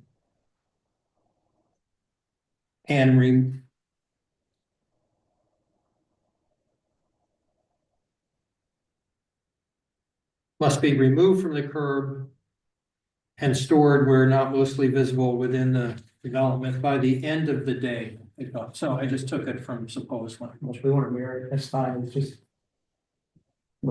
Now, I, little ambiguous. The other part of that section, plainly visible from street, which is not plainly visible from the street, what does that mean? Because there's certain townhomes that do not have enclosed garages that put their trash cans up underneath. And a car typically parks in front, but when the car is not there, it is plainly visible. it was primarily designed, if it was substantially screened, not plainly visible. So like literally we had a complaint about a trash can, and we contacted local contact. They went out, put it behind a fence. You could see like 1 inch of the edge of the trash can, and we got another complaint. I can still see that trash can. Sure. So we inserted the term plainly visible to allow the code enforcement officer to have some discretion to make a determination if it's substantially screened from public view. Should we add, But plainly is, I can look in and see a trash can. As long as it's screened in some way, shape or form, Cause like literally you could have, it could be like lattice, it could be wooden slats. Which is designed to screen it, but it may not be fully opaque. We would say that that would be not plainly visible, because we can't see the entire trash can. So the people that are in the condominiums that don't have enclosed garages, they can't put them behind the condominium because I'm sure there's rules in their group that says you can't store them behind the buildings. So if they put them underneath, again, are they gonna have to lattice around that? Because they would be visible from the street if a car's not parked in front of it. Well, it depends. Now we're getting into terminology as to what constitutes a street. Like the actual right of way. So if there's a driveway within the development, it may be visible from that driveway, but it's not visible from the street, which is the one that you take to get into that development. If we get to the point where there's being citations issued because someone's storing it underneath, then we have to revisit this. So I'll table it for now. But we need to make sure that the code enforcers are aware that there's going to be some situations that may be the case. I would just, I completely agree with what you're saying, and that's always been one of my main bugaboos with the existing language that's currently in the DSO. The only thing that I will say, I mean, this is very much something like a practical standpoint. You look at like seal loft or tree loft or any of those, and like Joe said, there's interior driveways that are feeding through that one would assume the main people frequenting those streets are going to be the individuals that live there. The situation that you're describing about the trash cans is across the board for every single unit in most of those developments. So if someone decides that there's neighbor's trash can and sea loft is visible and offensive, odds are that we're going to go through and see the same at their house and nearly every other residence. And I don't think that we're then going to issue a summons to every residence in seal loft. I think that would be something that we as code enforcement would take away from and come back and say, hey, we need direction as to how we're supposed to handle, these. But in that same breath, the scenario where in 3 years, I haven't gotten a complaint about a trash can in sea loft, tree loft, any of those lofts. I mean, Raymond, I don't have a problem with when we get to the later phase, just putting in a sentence that says that this shall not apply to multi-family developments where it is not practically feasible to do so. Like if we could exclude a cluster district, that would go a long way. Okay. Or have specific, because I'm saying all the lofts are all the RCL zone properties. So I'm just saying that could be a broad way to encompass them now. I don't know if we want to just say, hey, trash doesn't matter in there. Right. Well, I also don't have some language off the top of my head for those. Well, I mean, it could be this shall not apply to blank, whatever the district is that you, were not practically feasible to comply. And I think that would give enough direction to the code enforcement officer. D of that same section, we mentioned, what time is dawn? Who's gonna tell me that? What time is dawn? DAWN. Changes every day. What is dawn? Somebody tell me the definition of dawn. It is bright enough to actually see the household yard debris. It's not, Why not just say 7 a.m. or 6 a.m.? I think that's another one we probably matched SAPOA.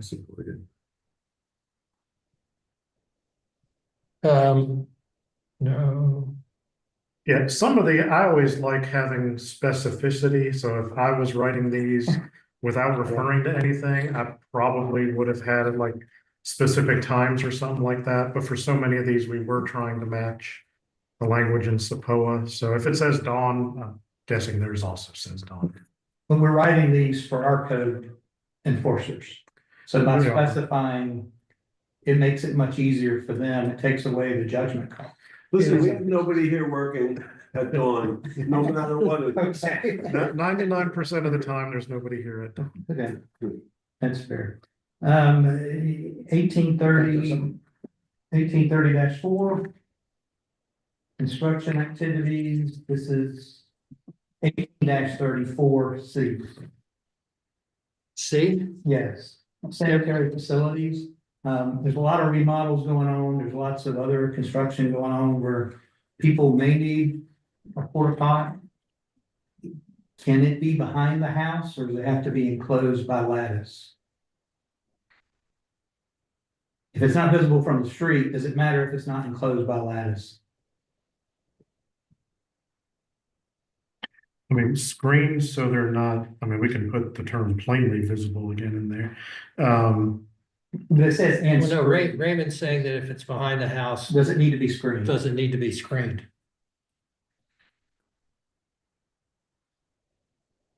Well, it doesn't necessarily say it problem has with to be behind the behind house the house. is the problem behind the house is you have to have access on a weekly basis to drain. So the company, that's why they're all put in the front, is the company that comes in, porta potty or whatever, goes in there and takes care of it. I mean, I got one right next to my driveway right now for next door, but my point is, you put it in the behind the house or whatever, and I understand, then you save on the lattice. But on the flip side, can they service it? We just have a contractor tell us if we need a porta potty, they'll put it behind the house. So. Okay, well, then they're saying So they can do it. There may be others, but we also have access where you can get behind the house very I'm easily. just saying, yeah, okay, yeah. Again, I'm okay with it. It's just a clarification question. And most of these are because if somebody asks me, I want to be able to tell them, this is the town's position.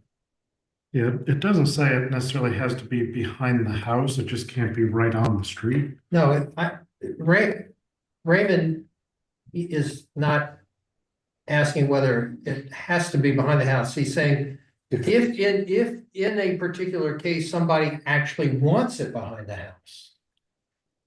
For whatever reason, they want it behind the house, then do you still have to have the lattice screening even though nobody can see it from the street? As long as it's not The visible, neighbors. the house can serve as the screening. Yeah. Is how I Well, would interpret Well, it. I'm wondering the same thing that Gordon is wondering, is what about the neighbor, this just says screen, so they're not visible from the street, what about visible from their next door neighbor? No, there always are, because you have to leave at least one side Okay. open. So, I mean, What about the other three sides? they're all closed, I mean, they got lattice around it.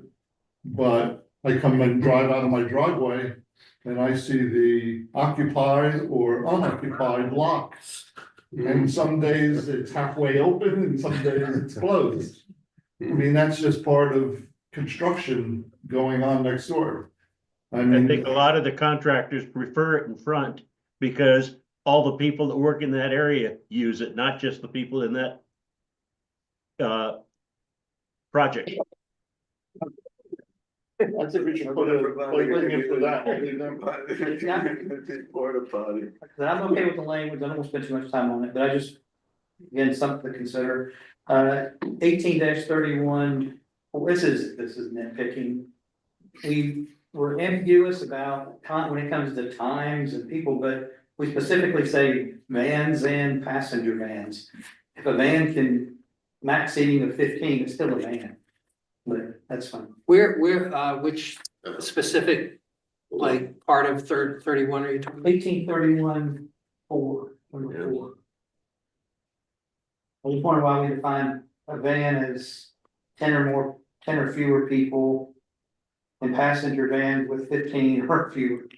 I remember when I was writing that, I had to go into US DOT vehicle classifications, and I think there is a difference between a passenger van and like a minivan or a So what is a van? Is a van a minivan or is it a I passenger? think a minivan is a car. We're gonna party. It's just, yeah. Can we go back? I'll go to the next one. I'd like to go back, for you to go back to the porta potty discussion. Okay. 18-31B, on-street parking. There's an issue, the way I'm reading this section, it's basically no on-street parking. But there's always contractors, there's landscapers, and maybe I missed it, but I didn't see an exception for. Yeah, I saw that too. Public right of way. Public. What is public right of way? Seabrook Island Road. I'm always seeing contractors and landscapers on Seabrook Island. Outside the gate. I think they're actually inferring overnight parking. Yeah, Because if police you says have any public. cars parked in the street overnight, you will find tickets in the morning. Okay, No, this essentially, one says you can't park in the public right of way, okay, which is outside the gate. Two is the owner of any private right of way may impose whatever requirements they want on their rights of way. So if suppose says you can't park on our private streets, you can't park on their private streets. okay, that makes sense. I read it as right of way, Seabrook Island Road, the whole circle. Yeah, Not it's mistake. differentiating the public and the private. Okay, perfect. Private's anything behind the gate. Okay, the last one we do need to change, there is no G 18-31. It goes, There's no F. no F, sorry, it goes from E to G, it should be F. That's it. Okay, We'll give it a. now, are there any other, I'm not sure what those were, questions for Darryl? I'm sorry, Darryl. So, Raymond, thank you very much for those questions. I see at least one thing that you want to do as an amendment. Are there any other questions about the ordinance? Gordon? Nope, no questions. Okay, so with no other questions, do we have a motion to approve this ordinance so that we can then have further debate and amendment? Say, I would move to approve ordinance 2024-09 for first reading. do we have a second? Second. Thank you. So, Raymond, did you want to make an amendment out of any of those things? I mean, one of the things I saw was that we can certainly add a sentence that states that this shall not apply. So we need for Tyler to supply the sections where not practically feasible. So that in the case of the trash visibility from the street for the multifamily. I would propose adding that language.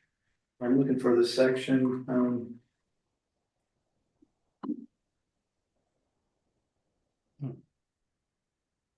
18-32A.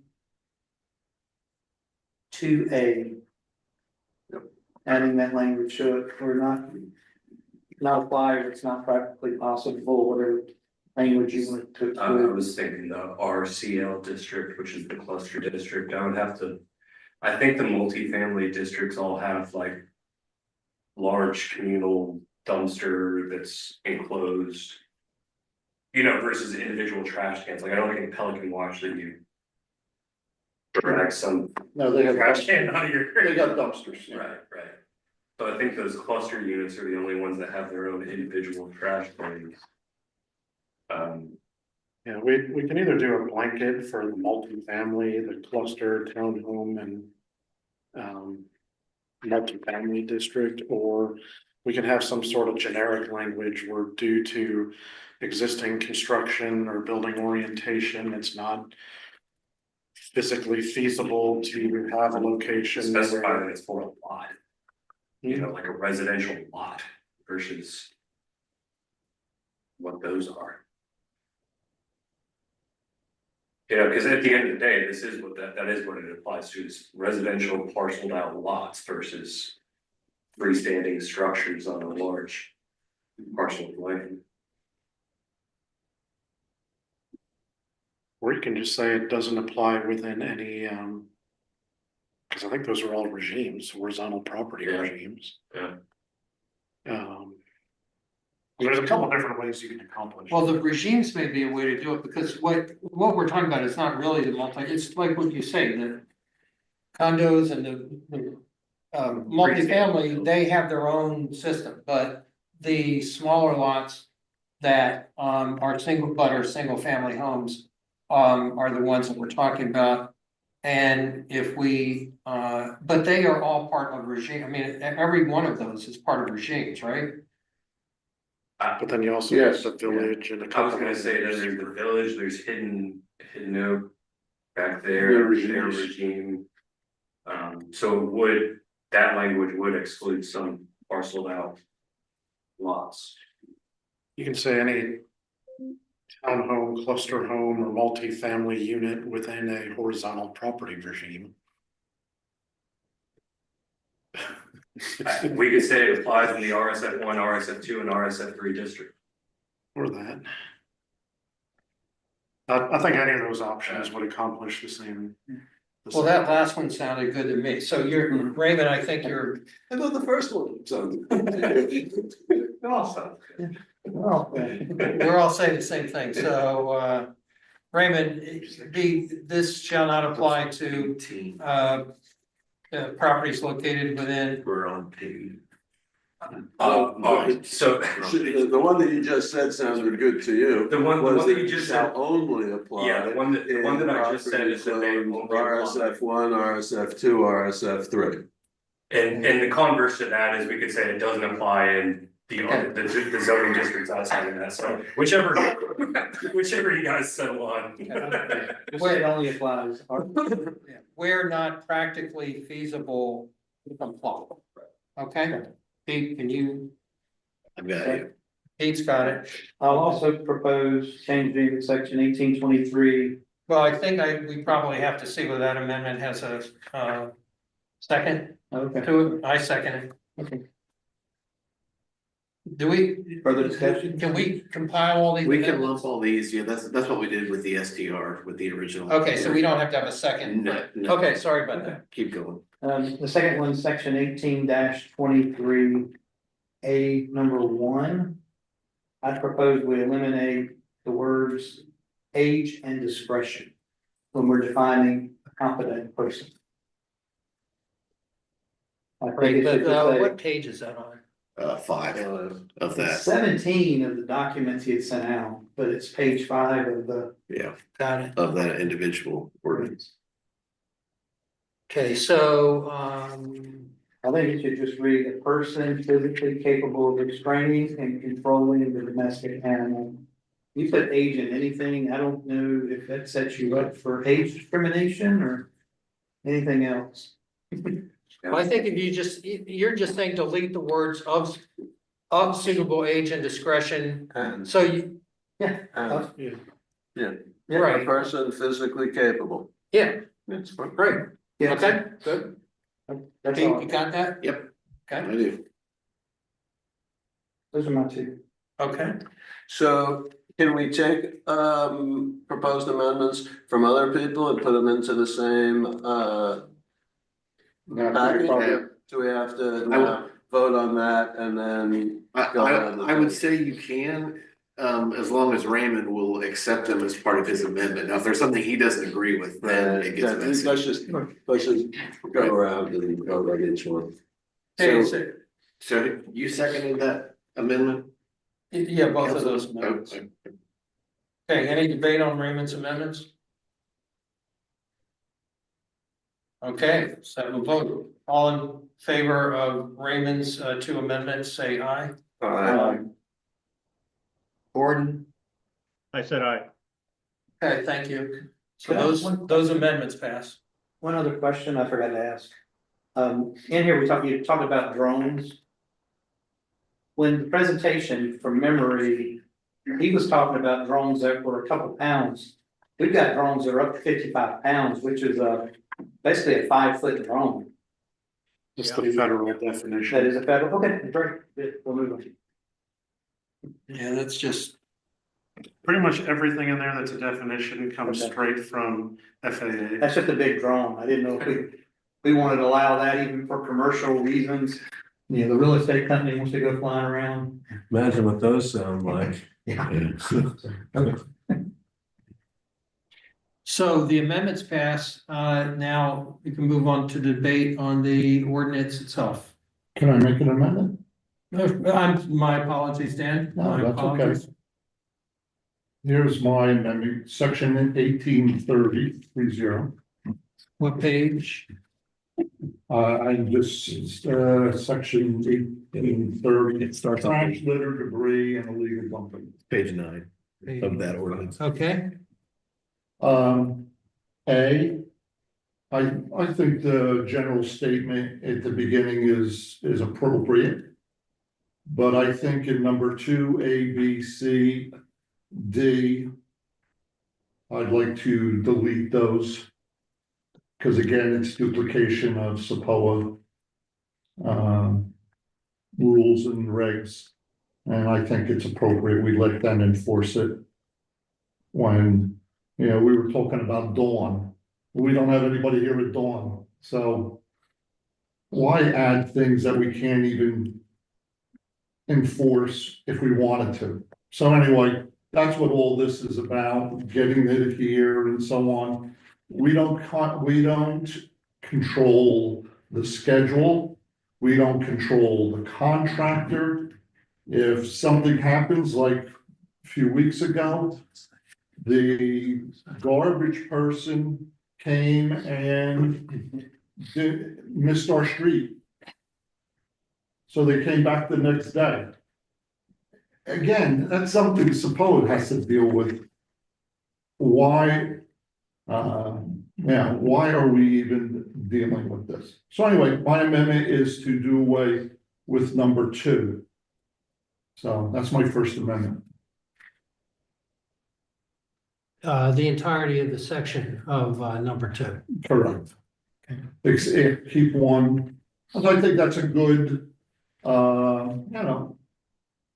thing that we should strive for. You know, we don't want garbage in the place. And if the code enforcement people see garbage on somebody's property, one takes care of it. Is there a second? Is that all you have, Councilman? No, probably not. No. Sorry, my apologies. Yeah. Why No, don't you want to do them all at We can once? lump them together. Oh, okay. Dumpsters are mainly regimes and associations. I'll deal with that. Construction. That's fine. Littering, yeah, we don't want people littering. That's okay. Animal waste, that's okay. That's fine. Illegal dumping. Okay.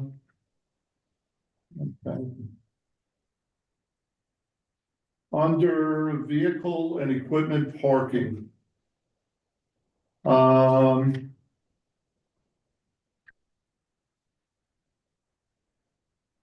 Again, I don't think we should be in I propose that we do away with 1831. So we're bottom of 11. Pardon me? Bottom of page 11 is where you are. Yeah, that's what, yeah. 18-31. Okay. And again, this is a duplication of SAPOA rules.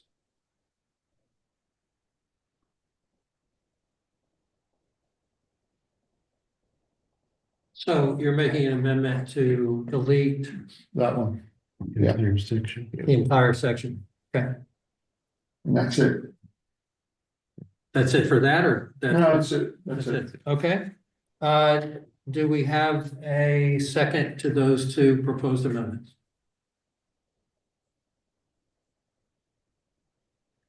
Okay, the amendments die for lack of a second.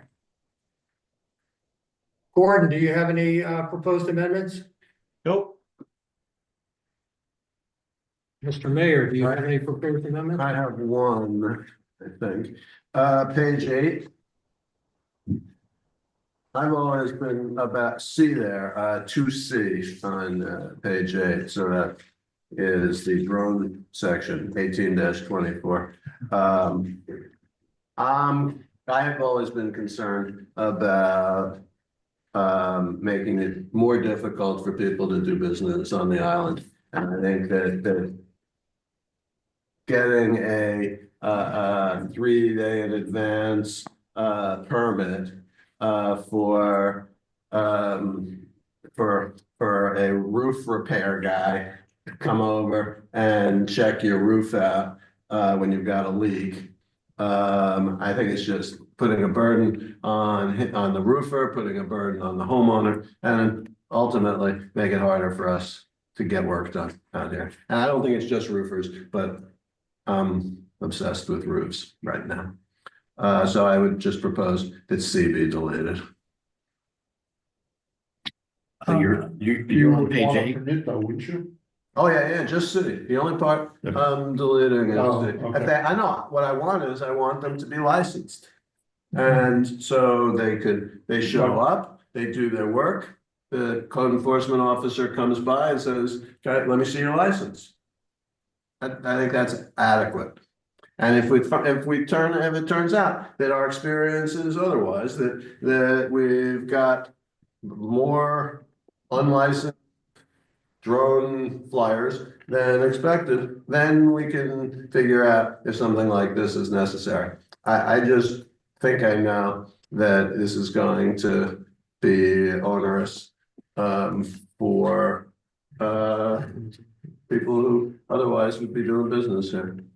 So just so I understand the big picture, basically, we're requiring licensing, and that they be doing it for one of the purposes outlined in the statute, but we're just saying, but every time you plan to actually do it, you don't have to notify the town. Correct. Just if you get stopped, you have to be able to produce those. The intent with C was so that we could review it, verify it before they go out and do it, and also share that information with our people in the field. So they know if they come across someone like, hey, John Smith has approval to be at, whatever such address flying a drone. I agree 72 hours was too long, but I was looking at it as if somebody comes in and it's a weekend and we wanted it maybe like a day in advance, well, nobody's going to be here on Sunday. Yeah. So that was how we landed on 72 hours, but that was the purpose, so that, if Mike or one of our code enforcement officers is out driving around, he knows if he sees this person, he doesn't have to stop. They have permission. We've already pre-verified that they have everything the ordinance requires, and he can keep moving. So what I think would work better, since it hasn't been seconded yet, I can keep talking about it. But I think it would work better is if one is in a business in which using drones is part of what he does or she does, if the business class for whatever it is that they do can trigger something on their business license application, and then this year-long The frequent flyer permit could then be used, because then he's already got it with his license. It's that extra trip down here 3 days before the work to be done. Time is money for these guys, and it's going to be a hassle. And I think that if we've got a technological way to replace it, okay, I'm fine with that. It's not a money thing; it's a time thing. With Sit and Serve, you won't have to come here anymore once that goes live. That was the intent of. I'm surprised nobody caught that, the frequent flyer permit. If it was a business where they would anticipate a roofing, photography, real estate, we looked at kind of the model we use for the Bobcat Guardian program, where when we send out renewal applications, we will include in there only to pest control companies. Do you want to take the pledge, not use second generation anticoagulants? And it's included with the permit application. That was our intent of creating the frequent flyer so that the ones who would be most likely, if they wanted to just do it once at the time that they get their license, then they have the ability to fly at any time without prior Right, notification. but the business the license application would have to somehow trigger it. And I think we're putting an awful lot on Citizen Serve at this point to think that that type of adjustment modification could be made for the first year. I don't think that difficult. I mean, you could just, I mean, for any application, you know, business require flying of a drone. If they check yes, would you like to apply for this? If they say yes, attach a copy of, you know, your license and the drone information. I would think we could do that pretty easily. But I mean, if you don't want to require a period, we don't need. Well, no, I don't want to require a guy to come out here multiple times each, you know, for one job. So I think if it could be part of his business license, I think that would be perfect. It would be, you know, pretty forward for thinking for us. But I think we could, if we could handle it, technically speaking. I think we can. Where the issue may come into play is like with contractor vehicles. You know, you may have a contractor with 30 vehicles and they get the vehicle decal for each one. Right. Well, if they hire somebody else or if they're in a different vehicle, we're not going to have the decal in there. I could see where we give one, you know, to a business. They may have 5 drone pilots, one leaves, they hire another one. We don't have that person's information. That's the only drawback I could see with that. Well, Joe, A says the operator provides documentation that he or she possesses the valid certificate and provides documentation that the drone is within, is properly registered. So it's anticipated that when we say he provides that documentation, like if he is approached by a code enforcement officer and on site, right? I mean, doesn't have to provide it ahead of time. It has to have it so that if the code enforcement officer comes up and says, hey, are you a licensed drone? We are through A and B requiring him or her to be able to just pull out the license, just like I would pull out a license, but if a patrolman stops me on the street, right? Well, the other reason why we had that in there was, if you look at paragraph 2, it's not a wholesale, anybody who has the license and the registration can fly a drone. It's anyone for certain types of activities.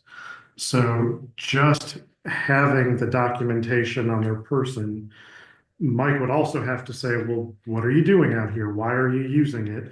And putting the permit in place on the front end was kind of a way for them to say, here's why I'm going out here. I'm going to be engaged in. We said it doesn't apply if it's used for exclusively for commercial, cultural, educational, or scientific purposes. So if Mike goes out without any advance note, he doesn't know why they're out there. So in addition to them having to provide a copy of their registration and their drone pilot's license, now he's in the position of, well, is this one of the things where we have an exemption for, you know, it could just be somebody flying recreationally. But he's going to have to know in the field, these things are allowed, anything else is not allowed. Whereas if we pre-clear it, we've already verified what they're intending to use it for and that they have all those materials.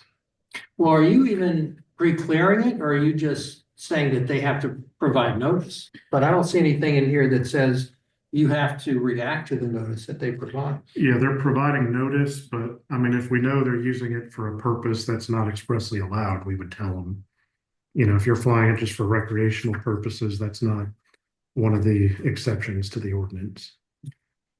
Well, how about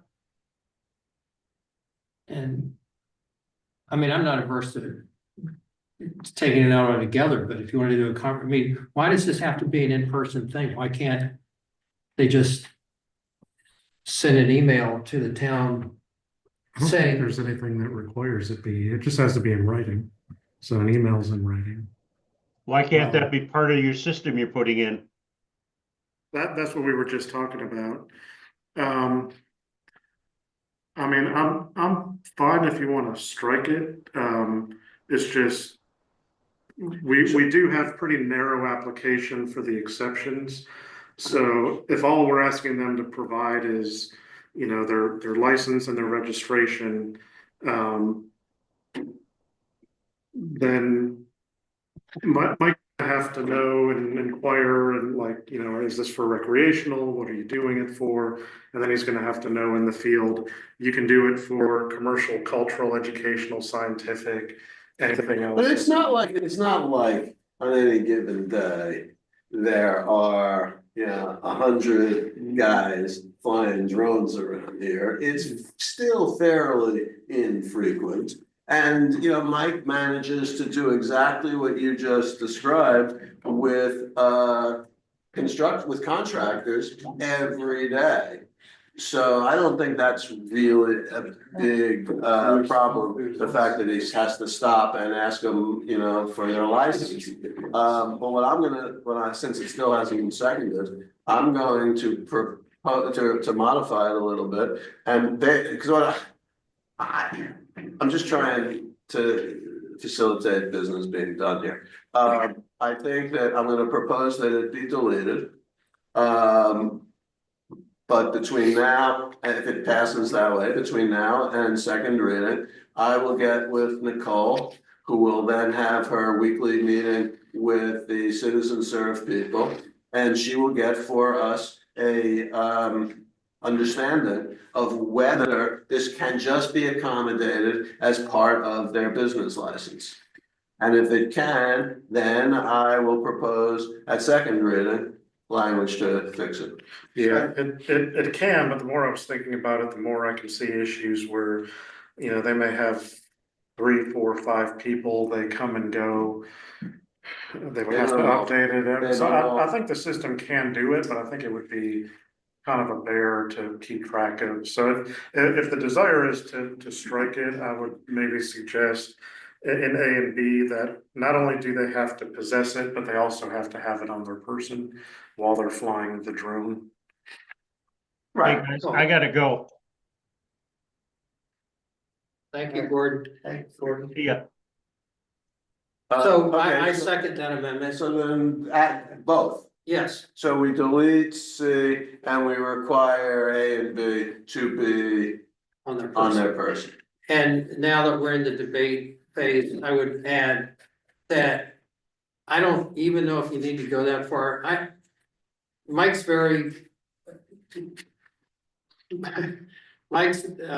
not a bashful guy. He goes up to a lot of people, asking him a lot of questions. And for him to go up and say, first of all, he's not even gonna need to it, because in most cases, he's gonna see that they're taking pictures of a house and he knows them that they're real estate agents. But if you see somebody who looks like a kid just having fun, he can go up to him and say, okay, I see your license, I see your certification. Now, why are you doing this? And he can ask that question. And so I think that's fine.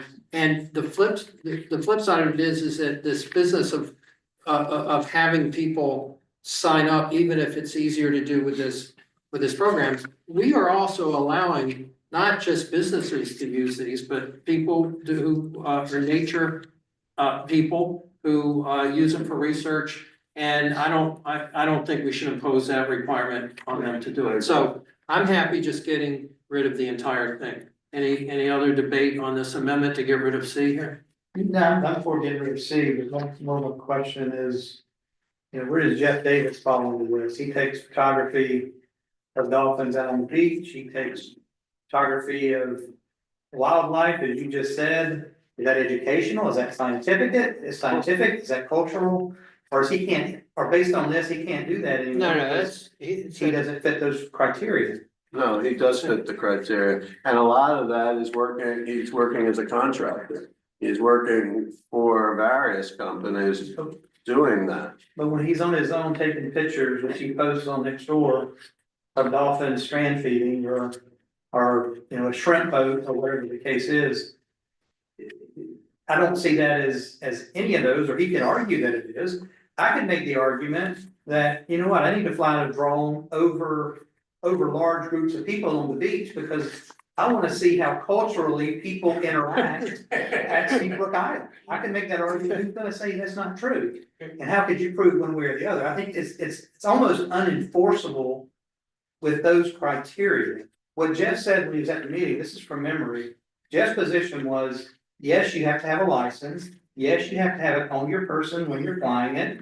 And we can put language in here that you cannot fly over large groups of people and define large groups of people, such as any groups of 5 or more people. That way it prevents people from flying over the pools, you know, over, you know, groups out on the beach as well.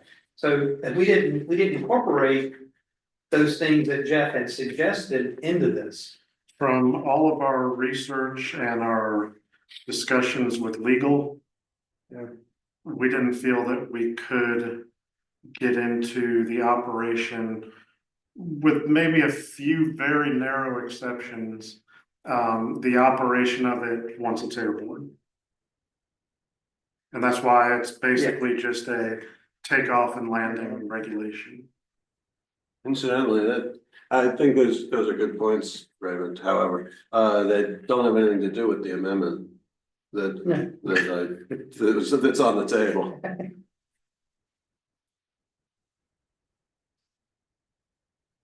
But if Jeff and others that, I don't know who else has been doing it, I just don't want to penalize someone that does it for pleasure, that's been doing it for years, that's not interfering with anyone, there's never been a complaint. They're doing it for photographic reasons only. Yeah, I don't want to penalize them, and this does. When it came out of the committee, and Daryl, you can correct me if I'm wrong, the recommendation was to prohibit recreational drone flying. So I mean, if he was doing it for a business or, you know, some purpose that's included on here, then he would be exempt. So if he has a business license and it's something business related, he would be fine. But this is really tailored to prohibit just the recreational, I want to fly a drone and take pictures, whatever.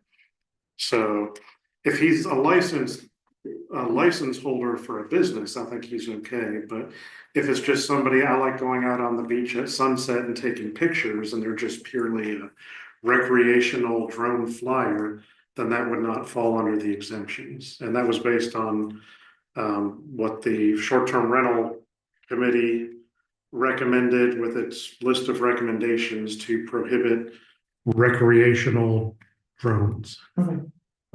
But professional photographers take personal pictures.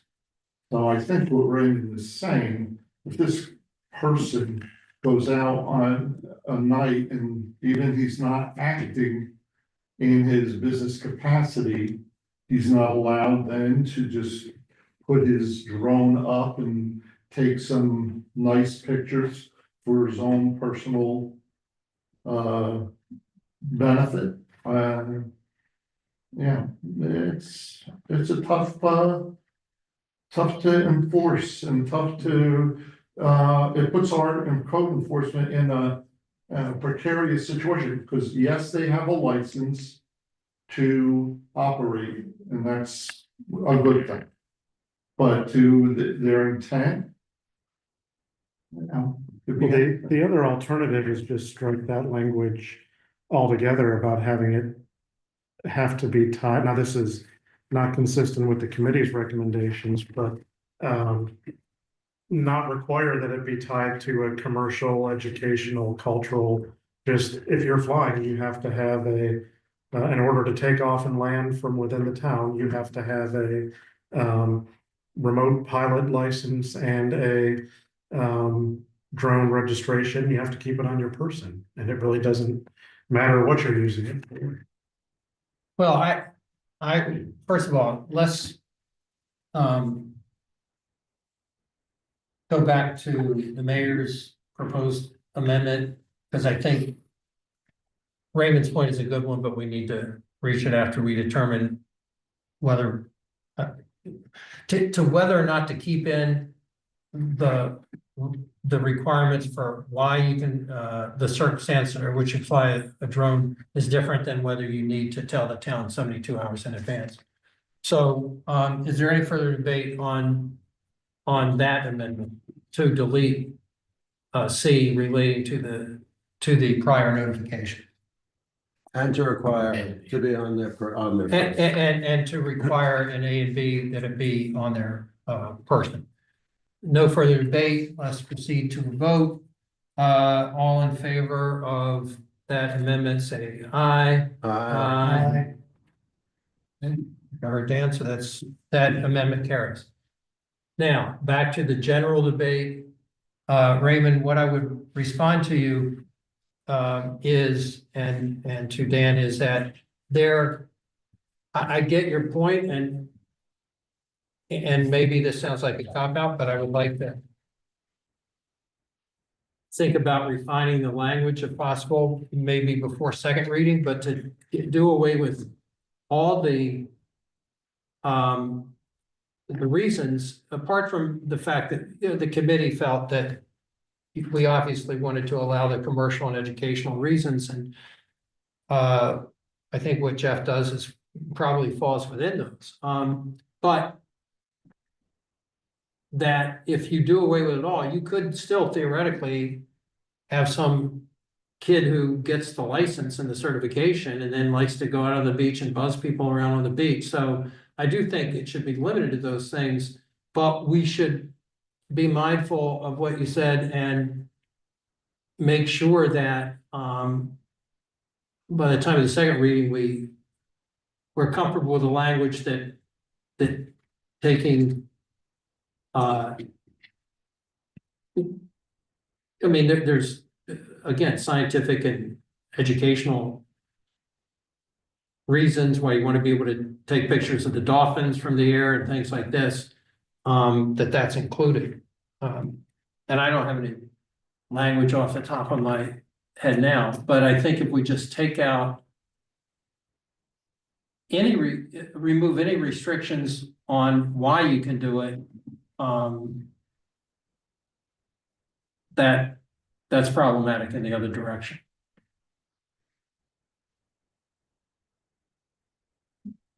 One of the things we could do is talk to Jeff in the meeting time. Yeah, I'd get language, do what Jeff says,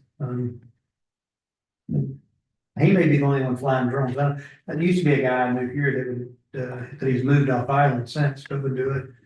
And he was right on the beach, and he would fly over the beach at night or at sunset. He couldn't do that. He had a license, but it was 100% recreational for him. I don't know if there's anybody else that does that. But I agree, you don't want just, unlimited. I've gone to places where they actually would have these daggone racing drones that would go zooming. I'm like, if I hit somebody, it's gonna do some damage. Well, it physically do damage, and it's incredibly irritating to have those things, and a violation of crime. I mean, people reported me that they've been in their pools, in their houses, and the drones have flown over, so. And if we have no restrictions, then, okay, so they go out and get a license. But the restrictions, like I said, it's. How are you gonna argue one way or another, whether it's cultural? What is cultural? What is scientific? What is educational? Anything that I do, I can pick up any piece of paper and say this is educational because I'm learning something. Who is it educational for or to? Does that mean any teacher can go out and fly a drone if they have a license? Because they can say, I'm gonna go back and tell my class. Can I say, I'm gonna go tell my kids, I'm taking pictures, it's gonna be educational for them, what Seabrook life is like. It's hard to enforce. So that's, we can have it in there. I'm okay with it. I'll, Well, I think we should think about it before the second reading. The other thing is, I would talk to Joe about the conversations in terms of what, there are certain more objective things, like you don't want the drone flying over somebody's house unless it's being photographed by a realtor yeah. for a commercial purpose. Why can't we do that? Joe, I'm not asking the answer to that question now, because it's 10:06. We don't, it's flying over an empty beach at sunset, okay, is one thing. Flying over the beach when everybody's out there at 1 p.m. and buzzing around and stuff is a different It thing. is. So I agree with you that those objective criteria of like where you can't do it and everything makes more sense but what I think makes sense is to sort of proceed now and then talk with Jeff, talk with Joe and see if there can be better language, by the time of second reading. Okay, any other debate on the ordinance? Only other comment, question, we hear Tyler, every month say, we gave X number of warnings, we told them to stop, we called STR. In these ordinance, there is no room for warnings. The first thing is $50 on every single violation on here. If that's what we want to do, I'm fine with it, but I don't want to say this is the rule and all of a sudden start giving out all these warnings. If we're going to allow warnings, I think it needs to be documented. Isn't the short-term rental a warning first, Tom? It's all discretionary. It's all discretionary by There is the no- code enforcement there is person? no, this happens if this happens per se. I mean, it's at the code enforcement officer's discretion whether or not there's going to be an ordinance summons issue for something like a vehicle parking. If it's failure to allow us to inspect your property after we've requested to do so, or something a little more blatantly black and white, Sure. there's that. But since I started here, what I was told was that it's all discretionary. So this So that's is what I- discretionary, what we're doing here? In other words, Currently, or no, Wait, proposal. that's Pretty much what I'm here to find out. all code enforcement is generally discretionary. So including these that says, We've historically, and this is with council's support and approval, we generally, in terms of code enforcement, our primary objective is to bring compliance with the ordinance. I agree with that. And if you can walk up to someone, hey, you can't fly a recreational drone, they take it down, everybody goes on their way. That usually ends it. And that's how we handle most every violation we encounter. But if it's something that's really egregious, if it's a repeat offender, they don't comply when they're asked, the code enforcement officer always has the discretion to issue citation. So my point is this, I haven't seen, and again, I've only had this less than 24 hours, and I slept most of them. The point is, I don't see anything in here that says if code enforcement officer discretion for first offense or what. I mean, I'll say the way it reads to me is that if we catch you doing something the first time you get it, you get a $50 fine. That's how it reads to me. Well, but this is taken from the existing ordinance. There's I'm no- sorry, I'm sorry. The existing ordinance doesn't have anything explicitly about warnings. It just says it's a misdemeanor that's from $0 to $500 and up to 30 days in jail, but warnings are given. So how can warnings be given in the existing system when there's nothing in the ordinance that provides for warnings? Maybe we should have been issuing summons every single time. No, it's, Well- this is for the first conviction, this is what your penalty is. For your second conviction, this is what your penalty is. That doesn't mean every time a law enforcement officer, or in our case, code enforcement officer, sees you committing whatever that conduct is, he's obligated to give you a summons, nor does it necessarily mean that every time one gets a summons, they're going to be convicted for it and have to pay that, whatever that penalty is. So no, it is absolutely implicit in a statute or ordinance like this that the law enforcement person, our code enforcement officer, has discretion to write a ticket or not write a ticket. Right. Yeah, I mean, my point, Tyler, was that this is no different than the way it was before. So if you could do warnings before, you can do warnings now. Now, my question is. In a traffic situation where you get pulled over and you know, it's all right, it's perhaps never happens to you because you're a law-abiding citizen. But for many of us, and you ask the guy, hey, how about a warning, right? Would you I give told him the city of Charleston cop that we were work cousins. When I worked for the city of Charleston, it didn't go over well. Yeah, I got a warning when I was in Fort Mill when he saw my badge in it, but. Well, I've gotten warnings, but when I've gotten warnings, actually, this is a question, so I got a warning. But it was actually a warning, I mean, it's a written out thing with, he's written out something, so he knows. He gave me a warning, I've got this piece of paper, so I know he got a warning.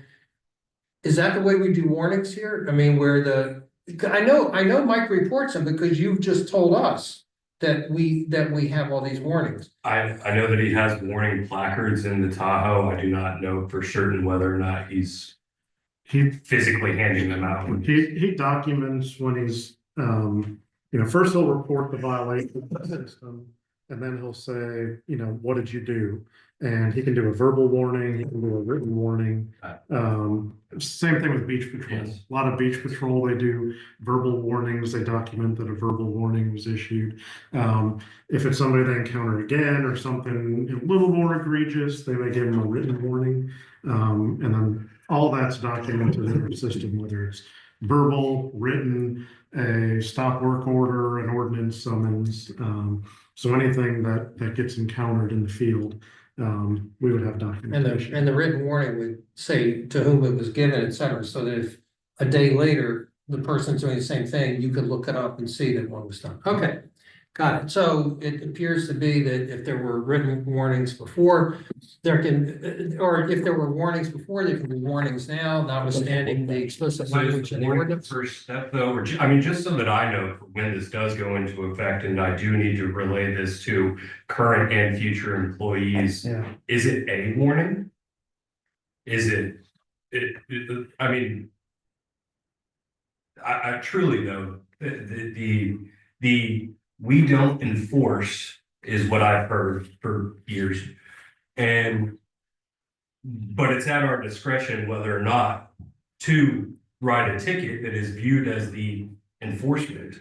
Listen, we've discussed this. We have discussed this, you and I. Right. And I don't think, and my sense has always been, we could have a zero tolerance policy if we chose, right? But it's just that, it's a policy. I mean, yeah, I guess, there are some very severe criminal statutes around the country where it's written into the criminal statute, but for the most part, it would be a policy. Policy that could be adopted staff or by council. But I don't think that where we're at right now, we should be talking about a zero tolerance approach. And now, if it gets to the point where either you as our administrators or us as council believe that that our code enforcement people are being too lax, i.e., your report one month tells us that there were 90 warnings for whatever, for something, for his drone violations, then someone might say, hey, that's an awful lot in one, that's 3 a day. You need to instruct your people to start writing some summonses, but I don't think we're at that point today, and I don't think we should be. And I don't think that Seabrookers are looking for that. I don't think they're looking for zero tolerance. And to the extent that there was discretion before, there's discretion now. Right. It doesn't change that. If we go to zero tolerance, I may have to tell our judge to, we may have to go to 2 days a month. You might need like 12 days. Can I ask just one question? Someone here mentioned that Mike is going to 30 hours. Yes. Is that his choice or? So we were talking about Mike doing this and Mike doing that, and he's reducing his hours by 25%. And we're asking him to do more. Okay, I just want to make, I just wanted to make sure, I'm not debating, I want to just make sure before I go. Yeah, I'm not gonna debate, but I will say Mike is not our only code enforcement officer. No, I understand. And Tyler and I have been talking about, do we want to have an additional part-timer? Because we have been supplementing people who may work 1-2 nights a week, having more of a permanent part-timer within the budget that's approved for this year. So we haven't come up with our approach for how we want But I to do said, that. as I said earlier too, we did consider the budget and there was a half of a code enforcement additional in there. We voted against it. So obviously enforcement wasn't a priority then. So I'm just, That was to do something new that had never been done before, which was go into everybody's house. Every rental house and make sure they had a fire extinguisher. well, that was part of And it. a smoke Yeah. detector. But that was part of Mike's, that's part of Mike's job. Is that correct, Tyler? More bad. You can, I mean, part of the responsibilities of the code enforcement is to do inspections on short-term rentals. And what we've discovered that day is that we're not getting into as many short-term rentals as we thought we were, or we would like to. And that's okay. I mean, you know, that's Not really, that's not really accurate, that's really not. That, to the extent inspections of STR properties are taking place, it would be Beth, supported by Tyler. There's been times where Beth, Mike, and I have all been out simultaneously inspecting properties. This varies year to year based off who's got what going on when and what the availability of the short-term rentals are. I hear you. I know, we had this discussion during budget. My recollection of the conversation was Joe said we'd like to get in and our target is once every 2 years. Isn't that correct? Yes. Are you meeting that target? No. No, that's all. I'm done. Okay, well, if you're done, does anybody else? One more last clarifying question, real quick. Dan brought up a great point, with the trash. I've had it happen to me personally twice with the yard debris where they did not pick up until one day Wednesday, another time Thursday. This last time the trash or everything was recycling, one of them didn't come on a lot of the streets until a day later. Are you guys gonna be in communication with Sepola to be able to know that? If we were to receive complaints about that, and I'm trying not to be cute here, but I think discretion would come into play. Okay. And we would take that information, that whether that be from Sepola or whether that be us going 3 houses down the line and each person saying they didn't come pick up the trash. And opening up the trash can and seeing that it's not there, Okay. we're not, you know. I think that's where that does come into play though. We have had instances of that happening. Usually Mike knows, like, Okay. and there's been a couple times he's contacted me like, hey, if you guys get any complaints, you know, I was out in this area and they didn't get picked up today. So I'm not gonna be doing active enforcement because it's not the homeowners. Like yard debris, you don't. Yard debris is a biggie. Yeah, but that, you could, I mean, I could be the only one on my street that puts it out. Puts it out. You drive by it, it could be no complaint. I live right on Seabrook Island Road, which is a lot of people do. And I'm assuming that's typically your route. Does there have to be a complaint, or if you see it, you can issue the citation? Could you? I did you say. Me too. Yeah, I mean, you take the situation, like, I've left my bin out for a week. And I know I'm violating my regime's rules, but my garbage didn't get picked up at all last week, and they said, we'll just pick up with the next cycle next time. That thing was stuff overflowing. I couldn't even roll it back into my backyard if I wanted to. And I mean, for something like that, I mean, you just have to use common sense. But you gotta be prepared if a citation is issued. Somebody comes in and says they didn't pick it up. You gotta be prepared what the response is gonna be and what you're gonna do with that citation if one is issued. Well, certainly you would withdraw the citation Right. if it did. But I will also say that, there is a history here, because this is not a new thing. It's not something new we're proposing. And so there's a history, and Tyler and Joe, correct me if I'm wrong, but, have you ever had any complaints where a citation or a warning or whatever was issued and somebody said, well, no, it didn't get picked up and you didn't do anything about it, right? I mean, like, has that scenario ever happened where somebody actually was told to pay money or do whatever after you were notified that the garbage, that it was not picked up? I can think of one instance where I had to very sternly explain that the trash can needed to be taken away after someone didn't initially respond or thought that it wasn't a serious matter. When I called them and said, I'm getting ready to write you an ordinance summons if it's not addressed in the next 30 minutes or hour, whatever it was that I gave, he indicated that he was on his way at the time. That's the closest I've ever gotten to actually formally issuing a summons for it, but I don't. But that wasn't like what you Yeah, were no, my talking question about. was, what issued Raymond one is and they talking took it about, back. has this ever been an issue where somebody actually got something from us when it turns out that in fact, no. so, I mean, there's a history here and that's never been a problem. Yeah, but on the other side, we're expanding the population.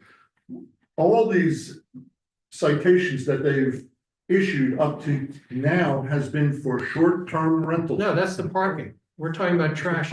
No, same thing with trash. They haven't done it for everybody. The trash it was in the DSO, will come out May 1st, but that applied everywhere. So with The the trash, trash, we have there's nothing new here, Dan. The trash is applied to everybody. we have existing language in the DSO related to trash and I believe that's what's coming over here that may have been tweaked to some extent to match SAPOA, but that language was in there, and I don't know if you recall, but when that came in when we first adopted the new DSO, and when that occurred, that was one of them. I had heartburn about that. And I mean, as many times, my biggest heartburn with it was, what does this have to do with zoning? So when that did go into effect, though, I drove the island. It was a town council day, and I drove the island from 8 a.m. to 2 or whatever time it was with a clicker. I clicked over 200 properties that I could see the trash, and I just clicked 200 properties. The way this reads, that's a violation of our zoning ordinance for this. How do I address these two? And this was pre-Mike as well. Right. So I said, how do I address these 200 plus properties? And I kind of got it. Talk to SAPOA. So I went and talked to SAPOA and they said, that's awesome that you want to take over trash. And I was like, well, that's not the exact conversation that I came over here to have. So then I came back to council and relayed that. And the point being is ultimately it kind of fizzled out. There was no real clear form of direction. So what I gave our code enforcement officers is we don't really have a clear-cut way of handling a non-rental property that is leaving its trash cans out. I don't know what the correct means of going about enforcing this is necessarily. But what I do definitively know is that many of our perceived nuisance properties are short-term rentals. And what I also do know is that I have a 24-hour contact for every single one of those short-term rentals. Exactly. So what I've done with it, while that policy has existed in the DSO, or while that language has existed in the DSO, is we've pretty much exclusively enforce it for short-term rental properties because we have a means of following up on it easily and getting it resolved. Okay. But that Thank you for the language clarification. has existed. Okay, any further debate? Okay, with no further debate on the motion to approve on first reading the ordinance. All in favor, say aye. Can, Aye, I'm sorry, Raymond. this is with the. With the amendment. With the amendment, Amendment. do I have to say that, with the amendments? Just And I as recommended amended, I can approval. go through them if you want, but I think No. everybody knows. I believe there are three, correct? Two from Raymond and, And one from Bruce, yeah. okay. As amended, the motion being to approve, this, ordinance on first reading. All in favor, say aye. Aye. Aye. All opposed, nay. No, The, motion passes 3-1. Okay, good job. Thank you. Okay, next, ordinance 2025-01. Count starts again. An ordinance amending the operating budget for 2025.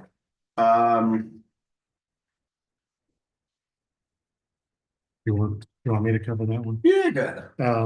So we have gone in, we haven't closed out our fiscal year 24 yet, because we do still have some items coming in after December 31st, like Berkeley Electric and some county local option sales tax and a few others. But we have completed our year-end projections. As of right now, we're projecting a general fund surplus for 24, approximately 1.3 to 1.4 million dollars.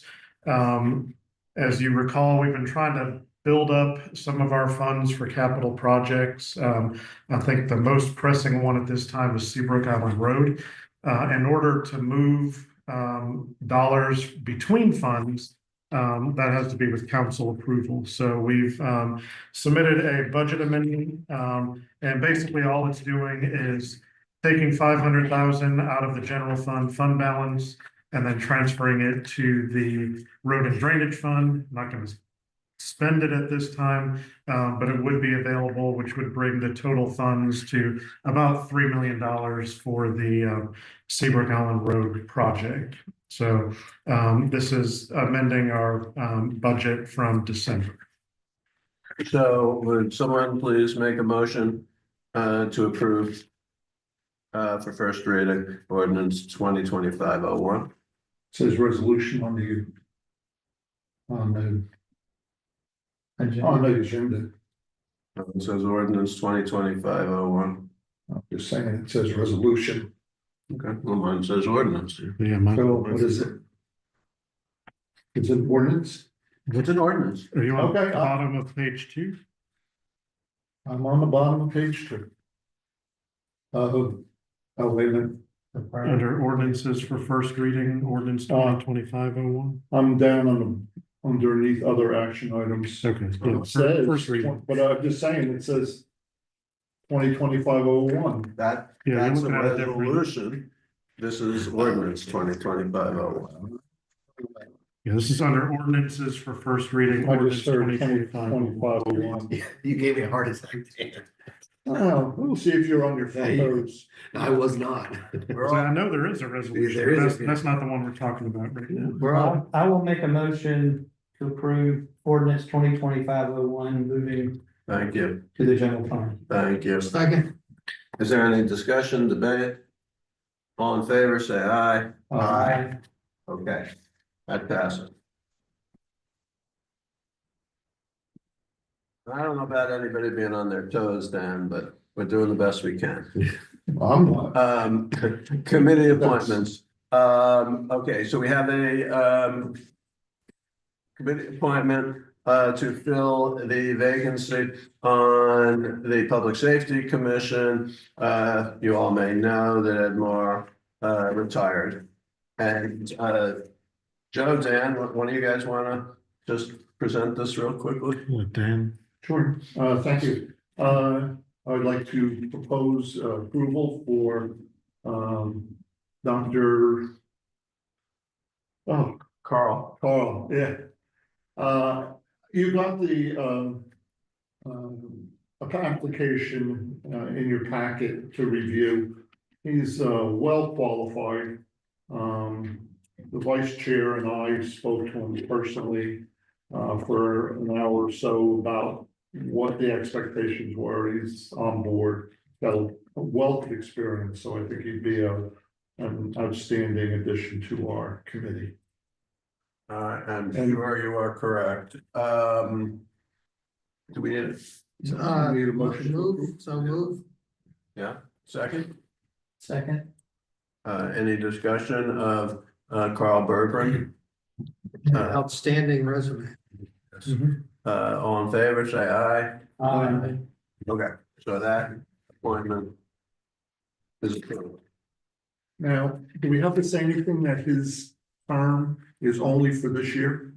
Yeah, he's filling the remainder of the unexpired term. Yeah, I mean, that's not in here, but it is an unexpired term. Yeah. Yes. He knows that, we explained it to him, but I just want to make sure the record reflects that. Okay, next, This is what I Contract. mentioned. contract with E Group. Take it then. Yeah, this is what I mentioned before, with the review of the comprehensive emergency plan, the public safety committee's, discussion. We, thought that Scott Cave and the E Group, would be appropriate to be a part of this review and update. And in doing so, we would need to add an additional, preparedness of service contract for a 1-year term. Right. It's an extension of his current, contract, yes. Yeah, I would point out that the rate of pay in here has stayed the same as under the prior contract. And I agree with Dan's assessment there that there's a lot going on, and having E Group continue with us is be the right thing to do. So someone might want to make a motion to approve the Fourth Amendment to the Emergency Preparedness Service Company. So moved. Second. Any discussion? All in favor, say aye. Aye. It passes. Okay, now, the EV charging rates. Joe.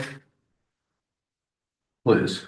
Yeah, when council voted last fall to set the rates, there was a request that after we get into the new year to review usage, costs, things of that nature, to make a determination if we want to adjust the rate. At the time, it was set to cover the town's cost of electricity only, which is actually just a hair under 18 cents, but they only round to 2 decimal points. So it was set at 18 cents per kilowatt hour.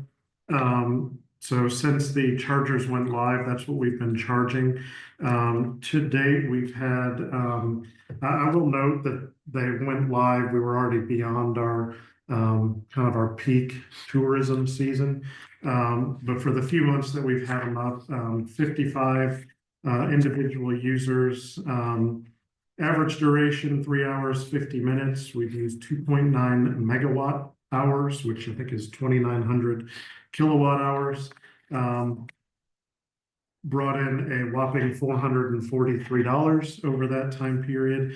But we did want to bring forward some options for council to consider, because at the time there was some discussion about whether we should build in any maintenance cost into the rates. So we plugged in a couple different options. I know Kiowa within the last month or two did adjust theirs. They were free during their trial period.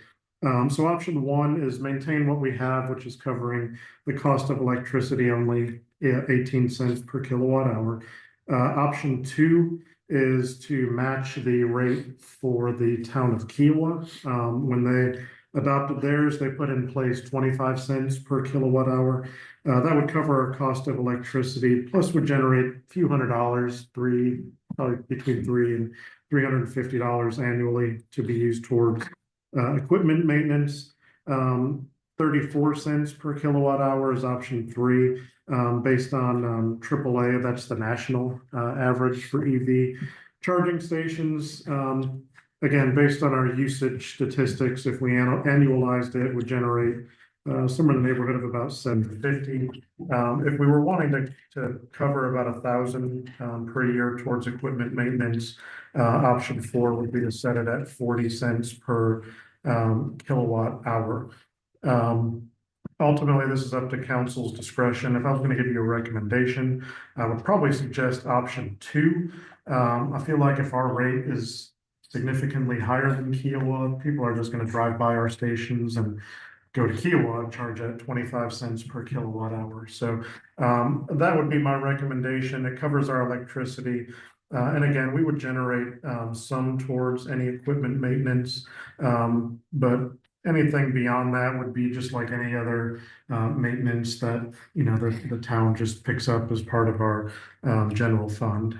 But those were 4 options. Obviously, there's an infinite number of options, but those were I thought 4 viable options. And if we find though that something is amiss and we need more money, we could adjust it eventually in 6 months anyway. Yes. I just want to, just a point of observation and an update of the software for my car. A lot of more charging stations have been added. And I can tell you that for level 2 chargers, which is what we have, most of them are averaging around 40 cents a kilowatt hour. And $1 standing time for any time over 5 minutes. So in other words, if you don't get your car out in 5 minutes to free up the charger, they charge you $1 per period of time. So You mean if you don't get it out within 5 minutes of when you're done? yeah, Are you, Joe, the problem I see, and it's not a big problem because there's not that many dollars involved, is that we don't know how much equipment maintenance is. So you can sort of say how much we're generating for equipment maintenance, but I have no idea whether equipment maintenance is $325, $750, or $1,000, other than once we get past the warranty period, because I understand right now we have no equipment maintenance, right? Because we're warranty. Once we get past warranty, I assume we can buy a warranty, you know, service contract. But then we would know how much equipment maintenance it is, right? I mean, so. To some extent, I think the warranty that they offer covers the chargers themselves, but if you have something like in the electric and you have to bring in an electrician, that may be covered under the warranty. But I think apropos to Dan's comment, this is really a very short-term decision on a very small dollar question. And I'm gonna propose a motion. I can do that, right? I'm gonna propose a motion that we accept Joe's recommendation at 25 cents per kilowatt hour. Just not because of anything other than I do think if we're more expensive than Kiowa, it'll affect our number. Yep. So that's my motion. I'll second it. Can I propose an amendment to that? You can try. I may choke first, but The amendment is that we formally put in whatever we're doing now, that this be reviewed every January. if not more frequently If not more frequently. in the resolution. Either in January or during the budget process, either Right. one would be fine. Any further discussion? No. All in favor, say aye. Aye. Okay. Did you accept that amendment? Yes. Okay. And we need a second. I'll second. Okay.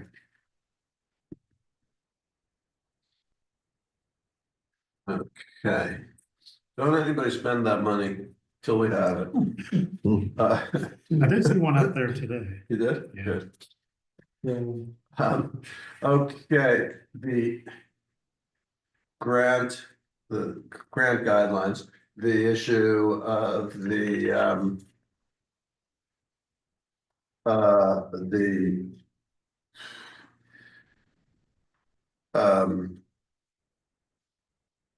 organizations being required to have the appropriate registrations.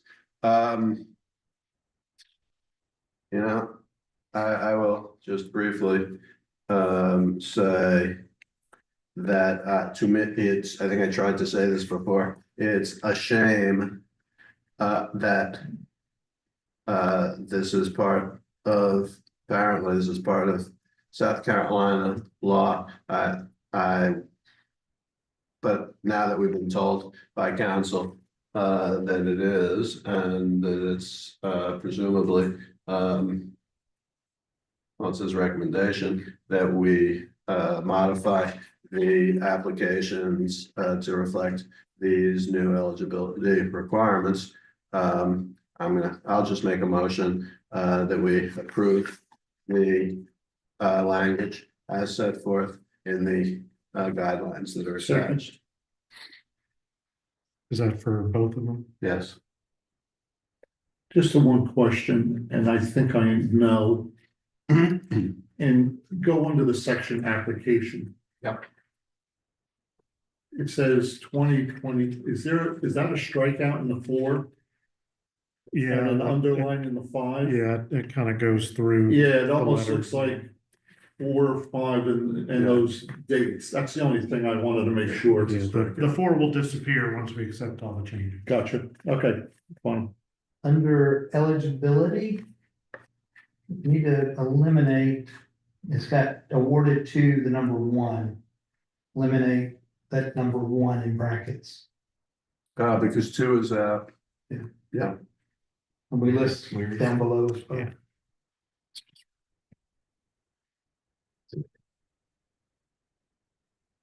Okay,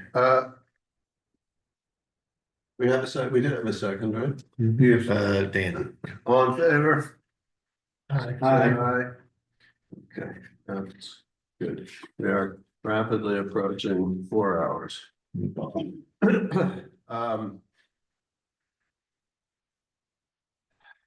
The supplemental compensation policy, which was postponed from December. I guess to start, we should get a motion. Does someone want to make a motion? I move that we accept the changes or the, as stated here, the supplemental policy, the model supplemental policy for the state of South Carolina. Yeah, apparently. Anyway, I move that we accept that. Is there a second? I'll second it. Discussion.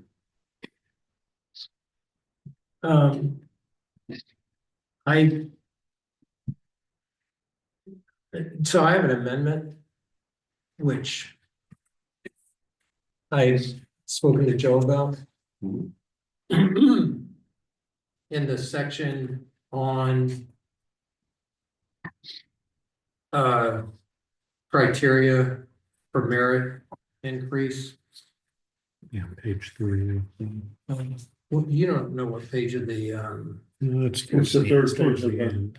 I mean of the 75? PDF document. 75-ish, somewhere in that. Oh, so, okay, 75 on, Are you talking about the matrix? Yeah. yeah, but anyway, it's just left my screen.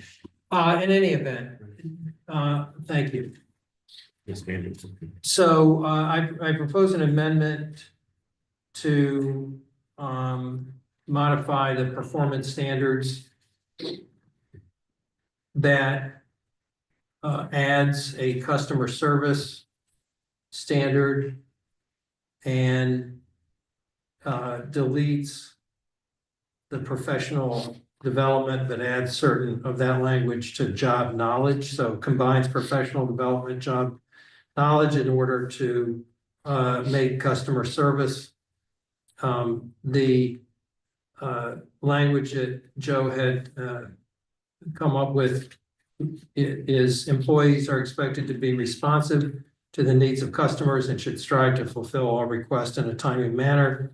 Employees are expected to be courteous and approachable in all customer interactions and should show genuine care and compassion for the unique needs of each customer. I would move to amend the package to include those changes as set forth in Joe's markup. I would second that.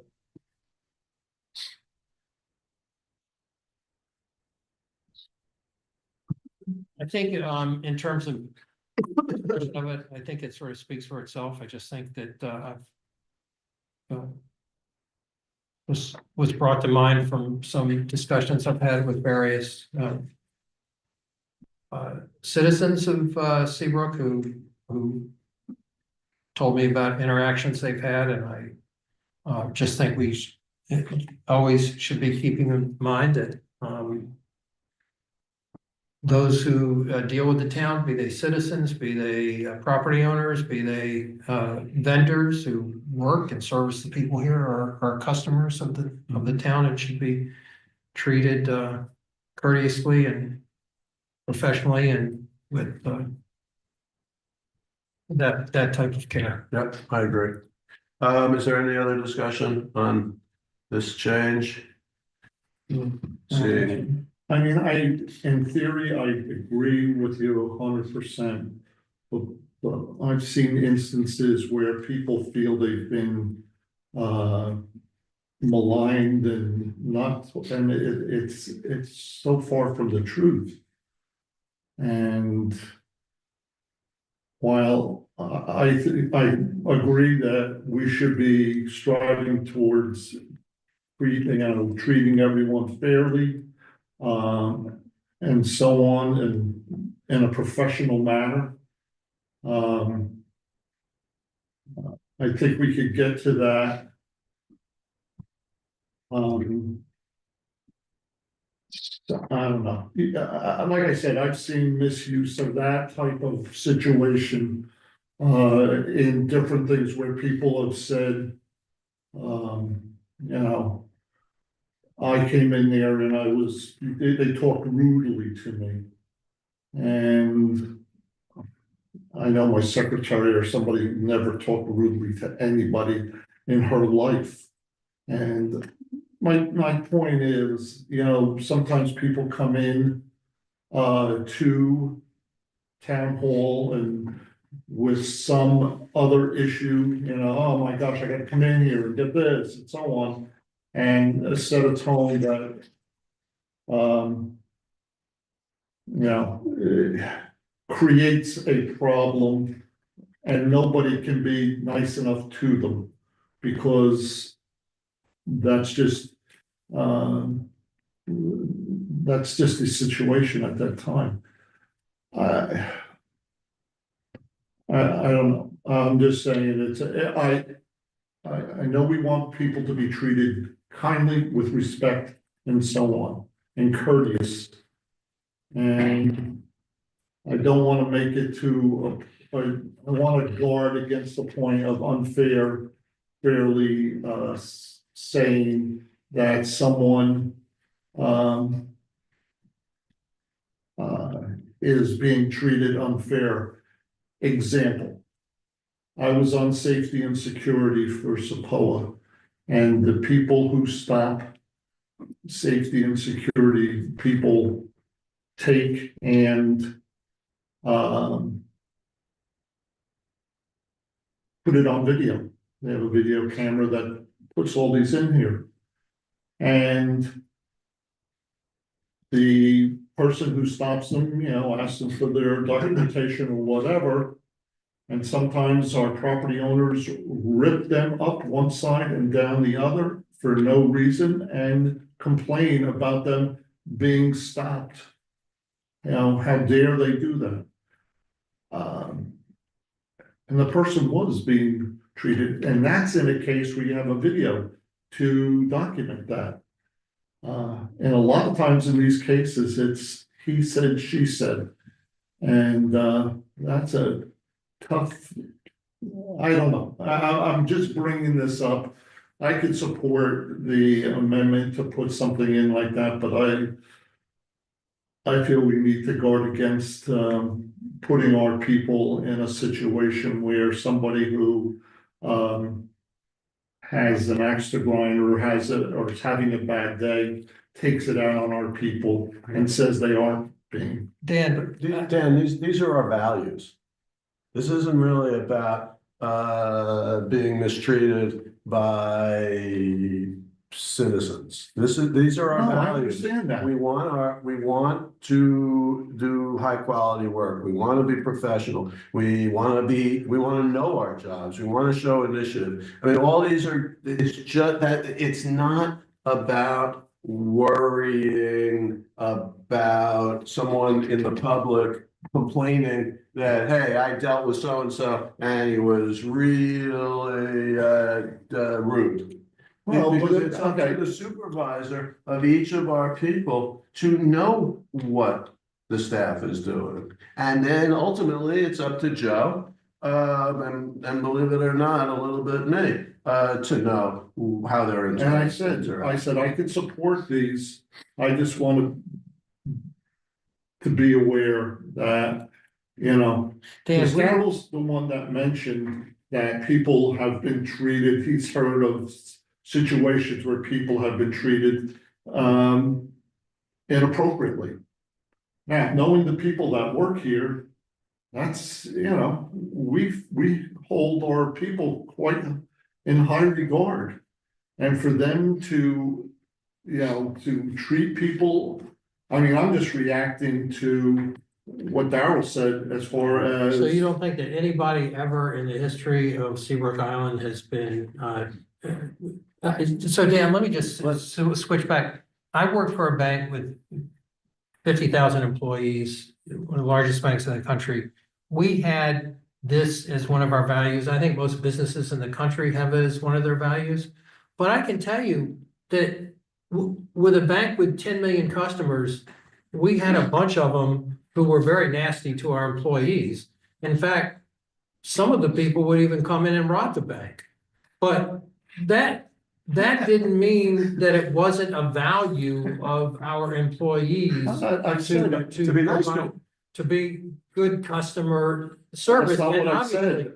there's, You know, we're done. I'm done. Yeah, I mean, we're now over 4 hours. Just give them the money and let them walk off. Right, and smile. Yeah. I'd like to Okay. complain they didn't put all the money in the bag. Is that in Philadelphia? Of course. I lost my place here. Okay. No, I could. Yeah, you don't have to help me. You don't have to help. No, I agree with everything that was said. Okay, good. Are there any other comments about the document? Yes. There's no comments about what Daryl proposed on all four of them. Okay, so let's deal with the motion right now. You're gonna do his amendment. Yeah, his amendment. Right. So no other discussion of the amendment. All in favor, say aye. Aye. Okay, it passes. Now, Raymond. Now, in general, we had this discussion about last, I'm not gonna bring up percentages again, it's from the last meeting. My concern with this discretionary bonus, I'm okay with the merit, but it's gotta be assigned. I like the steps, I like adding the customer service. You've got listed as discretionary bonus examples. Yeah, things that hardly any companies do, much less public, government entities. So why don't we just limit this to a employee performance bonus annually? We did that, and I proposed that we get rid of the professional accomplishments, recruitment, retention, hardship, other. Those are one-offs. That hardship, if all of a sudden we have another COVID incident and the mayor wants to propose, or you want to propose that we give all the employees that come in has pay bonus, then at that point we can deal with it. But if you got it listed here, as here's some examples, my concern is, well, at what point are we gonna start paying all these out in one particular year? So let me just make sure I'm understanding this. If somebody has exceptional job performance, we can't give them a bonus. If according to their supervisor. That's not what I said. Temporary- That's not what I Well, said. you're saying these bonus examples, No, no, which no. one do you not agree with? I said, let's only focus on the employee performance. That section, eliminate, temporary hardship, eliminate eliminate professional accomplishments. If we want to say recruitment and retention, we want to do a new hire referral bonus, let's limit it to it, but new hire sign-on bonus, retention bonuses, what's the difference between a retention bonus and a So longevity? go to the professional accomplishments, that you don't think that that's appropriate? That would be part of employee performance. Okay. And if you get, Recruitment and retention, I'm just looking at here. Yeah. Recruitment and retention, that if someone that we really like. You're just saying temporary hardship is the only one? no, I'm not, I'm saying even the professional accomplishments would come out. That would be part of employee performance. What we got listed here, if somebody goes and gets a degree, oh, we want to give them a bonus, you got a degree. Okay, what if that degree's in home ec, but they're here doing administrative work? What benefit does the town get? But so, but if it's, first of all, the person got the degree that you're questioning, then Joe thought that enough of Yeah. it to bring it to me. Or whoever the mayor is at that time, and the mayor then agrees that it adds value. For It's discretionary. that to be, for that to fall, to crash and burn would mean either that Joe or Joe's successor and the mayor are both asleep at the switch or their works. So I'm not sure where you're going with it, Brendan. I think there's too many things listed in here that I don't know why we would do these types of bonuses. Why do we keep in here? Why do we list the hardship? Because high fuel prices. I mean, Joe's gonna come to you because the price of unleaded went up 20 cents, so he wants to give everybody a $50 bonus each week to cover this 20-cent increase in fuel prices. Or account Or card. that's what Sapoa and the town of Kiowa both do. I'm just saying, these are things that are done all the time around here. They are. Well, Yeah, I mean, when you have employees driving, I mean. I won't say that's probably more of an executive session, but when you have employees driving half an hour to an hour, you feel when fuel goes above $4 a gallon. And other jurisdictions around us, it's not like, okay, gas went from 280 to 290. You're not going to do something like that, but you have a major disruption, and now like the cost of somebody commuting 2 hours every day is doubled. All I'll say is there are other jurisdictions around us who try to address that burden on their employees. Typically, they do it like with a fuel card or something like that, which at the end of the day is a bonus. It's not part of an employee's base compensation. I said I wouldn't do statistics, but Dan just made the argument that, everybody does this. A hiring bonus, again, I sent it to Joe and Pete, they can share if they like. But this is US Census Labor of Statistics. It is from March of 2024. But unless things have changed materially, example of a hiring bonus, only 3% of the private industry and 1% of state and local government. Performance-based awards, 28 private, 3% local. Even all national production bonuses, for state and local governments, this is across the US, 37% for state and local government, 48% in private. So those numbers, not everybody are doing these types of bonuses. So Well, depending upon, if we want to create a bucket, and here's what you're gonna, it was a proposal or something. If you want to create a bucket saying, okay, here's how much bonus we can award in any particular year and budget for that. My preference would be to just base it on the criteria that you had listed in more of a performance-based bonus. And do away with this other stuff. And if you guys, if we wanted to do a gas card or something, the mayor approves it, those are one-off types of things. If somebody gets a degree and you want to award them for it, that's a one-off. I just don't like it. but again, none of these have to be, these could be one-offs Okay, also. well, what's gonna be listed in the handbook? Joe made the comment, once this is approved, we can list this in the handbook. Are we gonna state, we give discretionary bonuses? Are we gonna state, we give performance-based bonuses? We give, if the gas goes up, bonuses, we give. If this gets adopted, this is what gets attached to the handbook. This would become the policy. With all these bonuses With the listed. examples, yes. And Yeah, it's I mean, discretionary. I can point to, the reason why I put these on here, because these are, most of these we've done before. We've never had a policy specifying how we do them, anything like that. You talked about recruitment and retention. If our top candidate for a position is in another city or another state, I look at it as if we have to spend a couple $1,000s to help that person move from another state to come here. And we've had this several, I mean, most of the candidates we've hired from outside the area, we've given them some sort of, whether you call it an allowance, a bonus, whatever, to land that candidate. If we don't, somebody else is. And we're not gonna get the best and brightest people to work here or stay here. I've seen the data that you sent over. We also just listened to Jim Furland several hours ago now, saying they're losing people left and right at the Seabrook Island Utility Commission.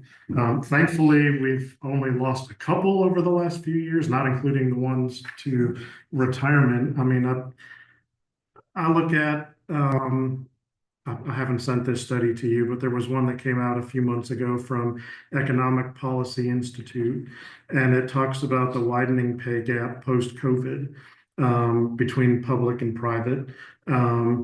If you look across all employees on average, public sector is 17.6% below. They go deeper into the data. If you're in a state where unions are banned, like the state of South Carolina, it's 22.9% lower than the private sector. If you have employees with a bachelor's degree or higher, it's 25.7% lower. And if you're in a state like South Carolina where unions are banned and the employees have bachelor's degree or higher, which I think all or maybe all but one of our employees do, 29% lower than private sector comparison. That's what we're competing against. What are those numbers? Is that base pay or is that including all pay, including benefits? Such as health insurance, total retirement compensation plans, it is from the included in total BLS, compensation. BLS I data. haven't seen that, because again, if you're not taking those things into account, a lot of companies don't have 401k plans or don't have retirement plans. So if you're not adding that to what we're looking at here, then I think it's not apples to apples. The only other thing I'll say, and we can move on. You put in the budget to get a salary compensation study done. When they come out and do that study, I'm assuming they will be looking at things such as bonuses and other forms of pay to see where you compare to other similar, hopefully similar towns and townships, municipalities as we do. I don't want us to compare it to New York City or any of that. But as long as we're doing apples to apples on that, then they should be able to come up and recommend what we should be doing, including the bonus structures. Yeah, no, actually, I've gotten the name of the one that Kia will use. I actually just emailed them this morning. Trying to see if we can, get a proposal. I know talking with Stephanie, their administrator, they looked not only at Kiowa, they looked at Ika, they looked at similar sized communities, neighboring communities. I always, there's a couple that do these and they'll look at, well, you have 2,000 residents, so let's look at every town in the state with about 2,000 residents. And I always say, I can promise you, nobody's leaving here to go like, into the PD or Chester County or so that's not our competition. So I know when Kiowa did theirs, they were looking at, where are we losing employees to?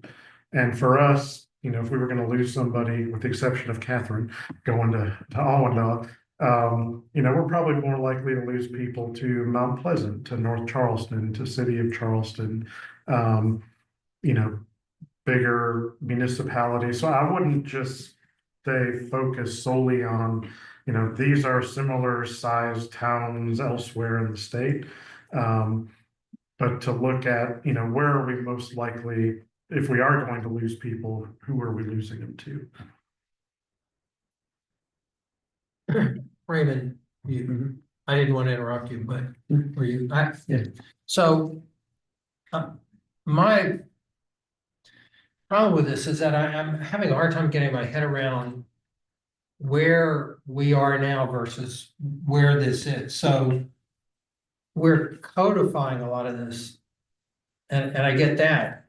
But then I will hear things like, well, we already give bonuses, we already do the merit, it's just we don't have it written down, so. We don't do merit. Okay, so do we do longevity increase? We have not. No. Okay, but we do cost of living increases. We have, yeah. Okay, so what I want to know is, like, how much is this going to cost? So and obviously you can't give an exact number, but when you add in things that we haven't done before,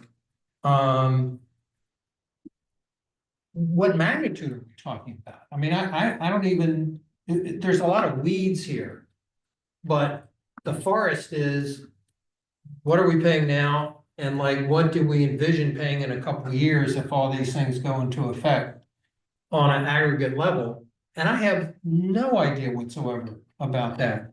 But I do see that, let's take the base pay. So now we add COLA. Okay, but now we're gonna add merit increase. Okay. But then we're at a longevity increase, which honestly is a lot duplicative of the merit increase, because the way you get better at your job is by being around longer. And by the way, if you say, well, but that will help retain people, but we then got a retention bonus, right, explicitly here in the bonus to do the retention. So we got a retention bonus to retain them. We got a longevity, which either is to retain them or because if you've been around long enough, you do a better job. But if you're doing a better job, that means you're getting the better merit increase. And it's a lot of new stuff that's added on that we have no idea how much in the aggregate it will cost. But at the very least, I don't think we need the longevity increase. Well, if I were Joe right now, what I'd be, this would be a very hard subject for me, because I would feel that I am an employee here, and I feel like I work hard, I do my job well, and it's a fucking, excuse my expression, pain in the butt to drive out here from Mount Pleasant every day. So I would feel like this is not showing me, I wouldn't say this, but this is what I would be thinking, not showing me the level of appreciation that I would like to believe that my employers would show me. I can tell you, I don't know what Joe's thinking, but I can tell you that at the day after the December meeting, that's what many of our staff members were thinking, because I heard it from them. And if we are going to talk about how much is it going to cost, of course, we're going to talk about how much it's going to cost, because it would be irresponsible for the town administrator or the mayor to sign off on stuff that was going to break the bank. Frankly, if it's not in the budget, then it's going to come to council anyway. Moreover, though, I used to have partners who couldn't get their arms around the fact that we, as a law firm, lost far more money, far more revenue every time an associate left. Because of downtime, because of the training that goes into bringing in someone new. A 1%, 2%, 3% increase in pay is way less than what goes on when someone leaves here that we rely on. And we just lost somebody who we rely on. And it's having an impact on getting stuff done. So I would certainly not equate a 1%. Most of our staff, Joe, I would say, is here less than 5 years, or at least between less than 9. I think pretty much everybody's here less than 9. So we're talking about 1% bonus for longevity pay. And if the alternative is that even one person leaves because of money, and people will leave jobs today readily if they can get more money. And add to that, what a pain in the butt it is to get here. So no, I can't disagree more. I can't refrain from supporting our staff and the need to continue to have quality staff, which I think we have right now. And so, you know, we would prefer to keep good people. I think we have good people, and I think we have to pay them. Well, I respect all that and I appreciate all that. I do think that asking questions, making sure we're not doing things duplicative with, you know, with respect to Joe and Pete.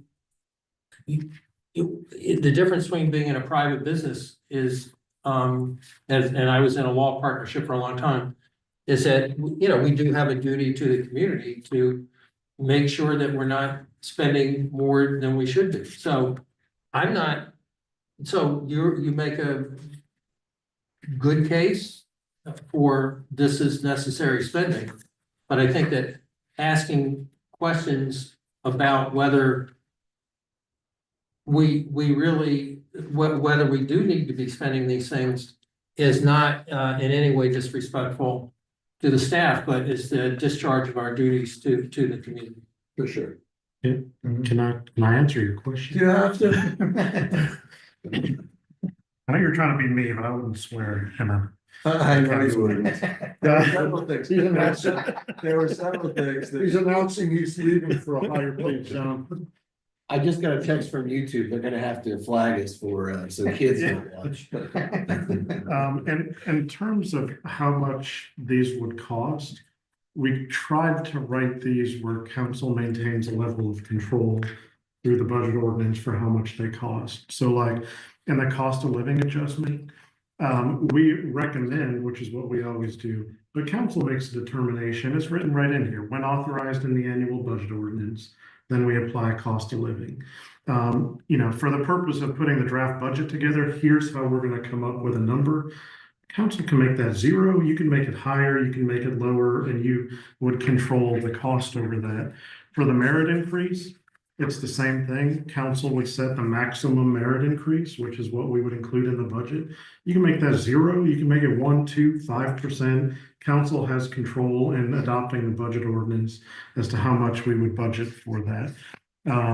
The one about the discretionary, I mean, under our mayor council form of government, the mayor has fairly broad discretion over administration, but we still have the language in there, subject to budgetary limitations. So if the money's not there, the mayor can't spend money that's not there.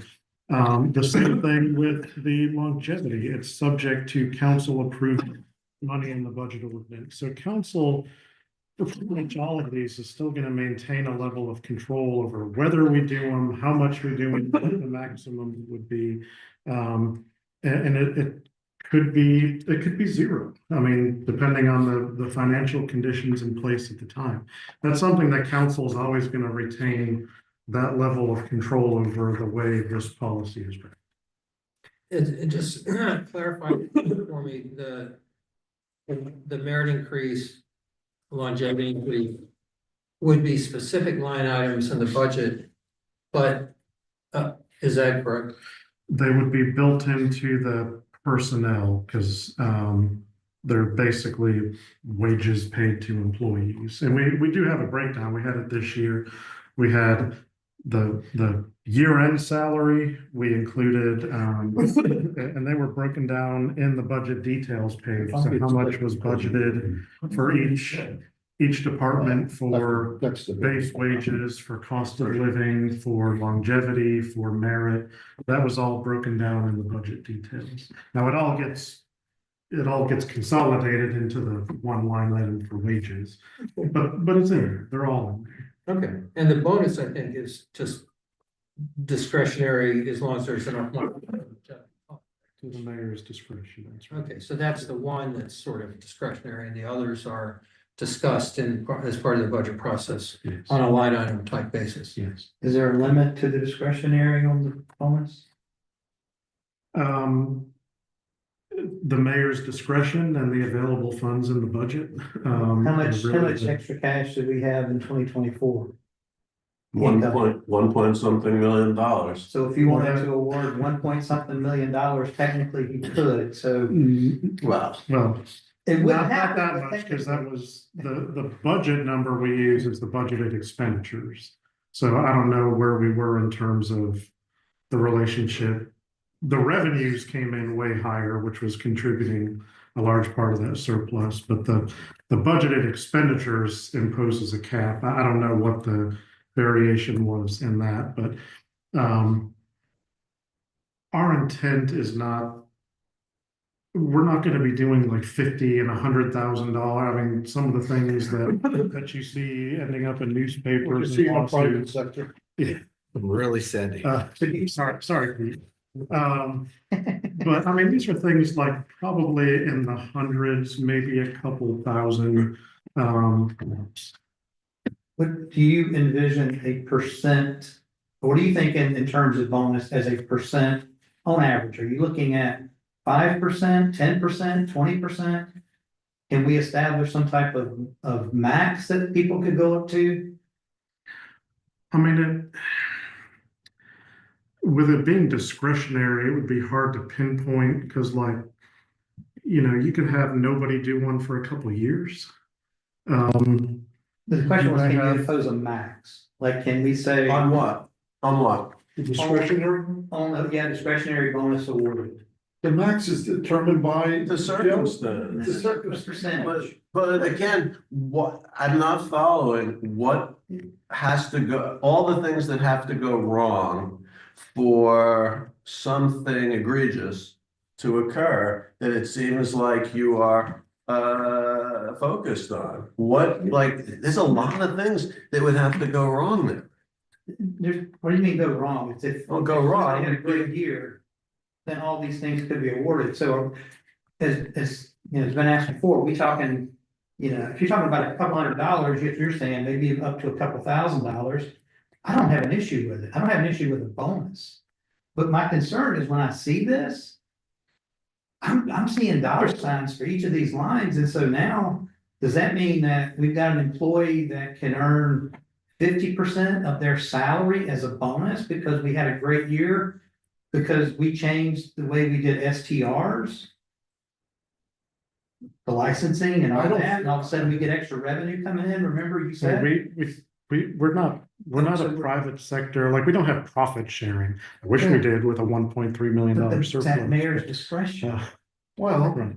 he's gonna be accountable to, I get the trust that between Joe and the mayor, that they would be reasonable in what they would award. And like Joe said, discretionary means that it's not every year, it's, it's.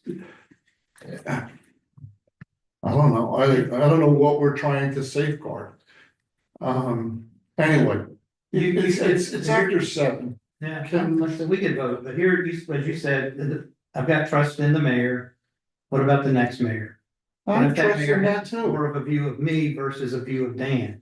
Dan would come in and he may give you something, I may come in and give you something less, which is probably true. Not speaking for Dan, it's just part of the conversation. So one year you got this amount, the next year you had just as good of a year, maybe better, but you get this amount. To me, that's gonna be a slap in the face to the employees, because once you start giving out these bonuses on a regular occurrence, it becomes part of their pay. It becomes an expectation, They're- even though they are discretionary. Yeah, they're not intended to be a regular occurrence. Okay. Well, all right. It's intended for like a one-off, some exceptional Longevity. circumstance. Now, longevity is more of a regular, assuming it's approved, and the council has full budgetary control over that one. If you don't fund it, then the longevity is zero. Yeah, But you do it 3 years, you're gonna keep funding it. It's not gonna get to, especially if you have excess cash. Not gonna ever get to a point where somebody can say, no, we're not gonna do that. but the intent of longevity is you kind of hope you're still giving it 3 years later, because that means that employee hasn't left and gone somewhere else. But the merit would cover, as Daryl said, the merit would cover that as well. So if we give a maximum of 5%, hopefully everybody's not gonna get 5%. You'll take things into account, how long have they been here? What type of job did they do? Did they do something exceptional? These type of criteria, and then maybe award them the maximum of 5%. For merit, we don't take into account how long they've been here. We only Maybe take into could. account their performance on the criteria that's in the policy, if that policy is. But here, it says below the table there, says to initiate consideration of the discretion. The town administrator shall submit a written recommendation to the mayor. Discretionary bonuses paid must be initiated by the mayor. Okay, so all discretionary bonuses shall be subject to review and approval by the mayor. Subject to economic conditions and budgetary limitations. The mayor shall have the sole discretion to determine, but again, subject to economic conditions and budgetary limitations. It's right there. But I mean, it was $1.5 million last year. And it's like Raymond's point, which I agree with, is there a reasonable cap that's probably way above what would actually be given, just to provide some. Yeah. I mean, Well, I'd rather err, if we're gonna. I'd rather err on the side of the employee who, again, working in the public sector, for the most part, as Joe said, are behind their counterparts in the private sector. That's fine, that's the choice we make. But we don't have to keep hammering on them because you're in the public sector, you're gonna be making less than you could in someplace else, because that's. I think the mayor said it all. Let's vote and we'll deal with the consequences. So, all in favor of the motion as amended hard to remember. What was the amendment? And customer service. Oh, okay, that's And fine. we, Yeah. and we combine job Job knowledge. and professional development. Mhm. Okay, all in favor, say aye. Aye. All opposed? Opposed? Okay, it passes 2-1. You abstain? I abstain. Passes 2-1. Last thing I'll say on that, again, I'm not opposed to a bonus, don't get me wrong. I think bonuses are justifiable, I think they're needed. I just don't like all these listed, I would prefer you tell me, Raymond, we want to come up with a bonus program where we can award throughout the year up to 5%. And maybe it could be tiered, if you earn this much, maybe you can earn up to 5%. If you earn up this much, you maybe go up to 10%, maybe it's on the number of years you're here. You know, that type of thing, give me something where I know, where I can calculate, okay, well, this person could earn up to 10% for this particular year. And I'm fine with it, but right now, I've got absolutely no clue what is going to occur. It's all up to the mayor, and I do trust the mayor this year, but you know, I can't say I'll trust every mayor that we've got in here, and I don't think you guys should as well. I would rather see something that's calculatable, stated in hard facts, that you could argue with anyone that comes in here. You're better off by doing that. From the county perspective, we're better off by doing that when we go to the budget process as well. So that's just, again, I'm not opposed to a budget. Don't, I just want to make sure that's clear. I'm sorry, but a bonus, I'm absolutely for a bonus. I got that, I take it. I just don't like this structure. I take it, yeah, I got it. Okay, resolution 2025, there it is, Dan. Resolution 2025-01. A resolution in support of the town's request for funding under the 2026 Transportation Sales Tax Annual Allocation Program in connection with Seabrook Island Road improvements. We did this last year as well. Did we get anything last year? Have I forgotten? Yeah, I think y'all submitted. We did anything. not, we right? did submit. We did submit last You year. did? Yeah, Didn't get I approved. think we approved. No, we didn't approve We it. got nothing. yeah, I think we got nothing. But But You did it. we wouldn't have been able to spend it on time anyway. Right. So this, we're gonna be able to spend it on time if we get it. So someone wanna make a motion? To So approve, moved. I'll second. any discussion? Yeah. All in favor, say aye. Aye. Okay, thank you very much. The last substantive item, grant writing services, to continue the discussion of Seabrook Island Road. There is a federal program, the BRIC program, BRIK, I forget what it's, BRC, BRC. Building Resilient Infrastructure Communities. Communities, okay. And we were talking about applying for a grant for Seabrook Island Road from that. And we just don't have anybody on staff that is in a position to prepare the grant request. So we're talking about possibility of hiring a professional grant writer. Now, yesterday, just for background. As of 5 p.m. today. Well, yesterday, Trump signed an order ceasing funding. And today, a judge put a stay on that order. Oh, I haven't seen that. Yeah, Yeah, I just a few minutes ago. I don't know, I just want to get everybody's thoughts, I think, on whether pursuing federal grants, assuming they become available, we're not gonna spend money hiring a grant writer if it doesn't look like they're gonna actually be making grants. You know, you gotta take the good with the bad. If you take federal money, we're gonna have a lot of strings attached. And it's, you know, hard to tell at what point is it not worth it. So what does everybody think? Let's start with you, Ray. If it's specific things such as the road, Yeah. and there is a 50-50 chance we'll get it, I'm all for hiring a professional to write the grant. If you're talking, 50-50. 50-50. or maybe not, What if, if there is a chance. what if that it's, we'll what if get it's it. maybe like 1 to 2%? Right, exactly. All right, I'd say I'm all for doing a professional grant. Would it be a service or a person? Like say that No, I think we because, could hire a person who has experience writing grants.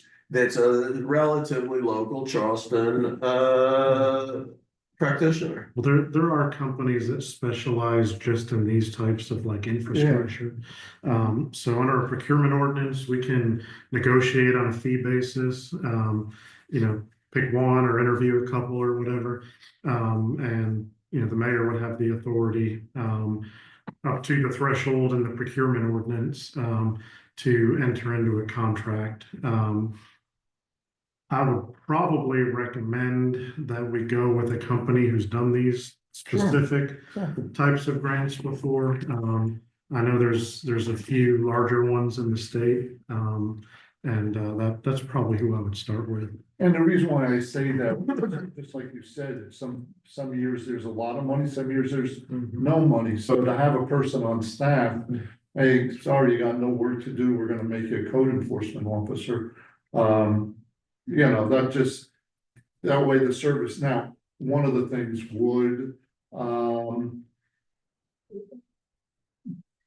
a bonus be given, I'm not saying as a percentage, as a percentage of how much they bring in. In other words, the more you bring in, the more you make. That's been done before in certain cases. No fee unless you win. I think it's a good idea as long as the odds are more than lottery type odds. I mean, if it's 1 in 100, I'm not sure it makes, but, you know, if it's not crazy, the idea that we could get the grant, it makes sense to hire the grant. Well, we seem to qualify for the criteria that I read on the website. But qualify, I mean, that's the end of the day. Everybody that submits an application thinks they're gonna qualify. 750 million, is that what is in this, if assuming they actually use it? Nationwide. Was it 750? Something like that. So, you know, how far, you know, 750 million used to be a lot of money, but Yeah. you know, today, I don't know. Well, the other, I mean, do we have any idea how much it might cost to hire a grant writer? I mean, because you know, if you get 100,000, but you spent 25,000, that's a good deal. You know. But But you could spend depending on the 25. strings that were attached to that money. Yeah, we'd also want to look at, like, I was looking at the I think it was the brick one, or maybe the flood mitigation. How the grants are structured, and I know a lot of it, assuming the grants move forward, is the prior administration really prioritized putting funding into underserved communities. You know, low, moderate income, those type things. I mean, that's something I think we don't, well, I don't want to speculate what the new administration's priorities will be. But under the old ones, yeah, there's a lot of money, but you know, is that something, how favorably would they look upon an application that's not gonna fall within that category? I think the last one they did was something like 67% of the grant funds went to those particular areas. So I think that's something we have to take into consideration as we're pursuing. But as a threshold matter, if the strings attached to the money outweigh the money, you would know that before going into the process, right? I mean, It's usually in the It application. depends how much money you get, though. You can, if we can get $5 million, we'll put up with a lot more strings than if we get, you know, $200,000. Right, well, that's true. So, but it sounds to me. Well, 5 hours. It sounds to me that nobody is, deeply opposed to hiring a grant writer if we think it is appropriate. If there's something there, or to taking federal money if it makes sense to take it. I mean, that's the sense that I'm getting. Nobody's viscerally opposed to either of those things. And there was a grant writer in Georgia, I know that it's not South Carolina, but they dealt 100% with townships, government work, government grants. That's all they did. They would bring ideas. And if they were to go with those grants, so I'm assuming South Carolina would have something You would think. similar. See, it would be good if this person, whoever we have, also did searches. Because there's sometimes money out there Right. that we don't even. Well, that's actually a job now. That's, well, but maybe if you hire the company to do that, that's a service they can offer. Okay, so thank you, everybody, for your insight on that. Thanks for bearing with 5 hour meeting. Pete, thanks for everything you're doing down there, whatever it is that you're doing down there. I mean, full disclosure, I was watching Carolina and Georgia for a second. Well, I don't know why you would disclose that.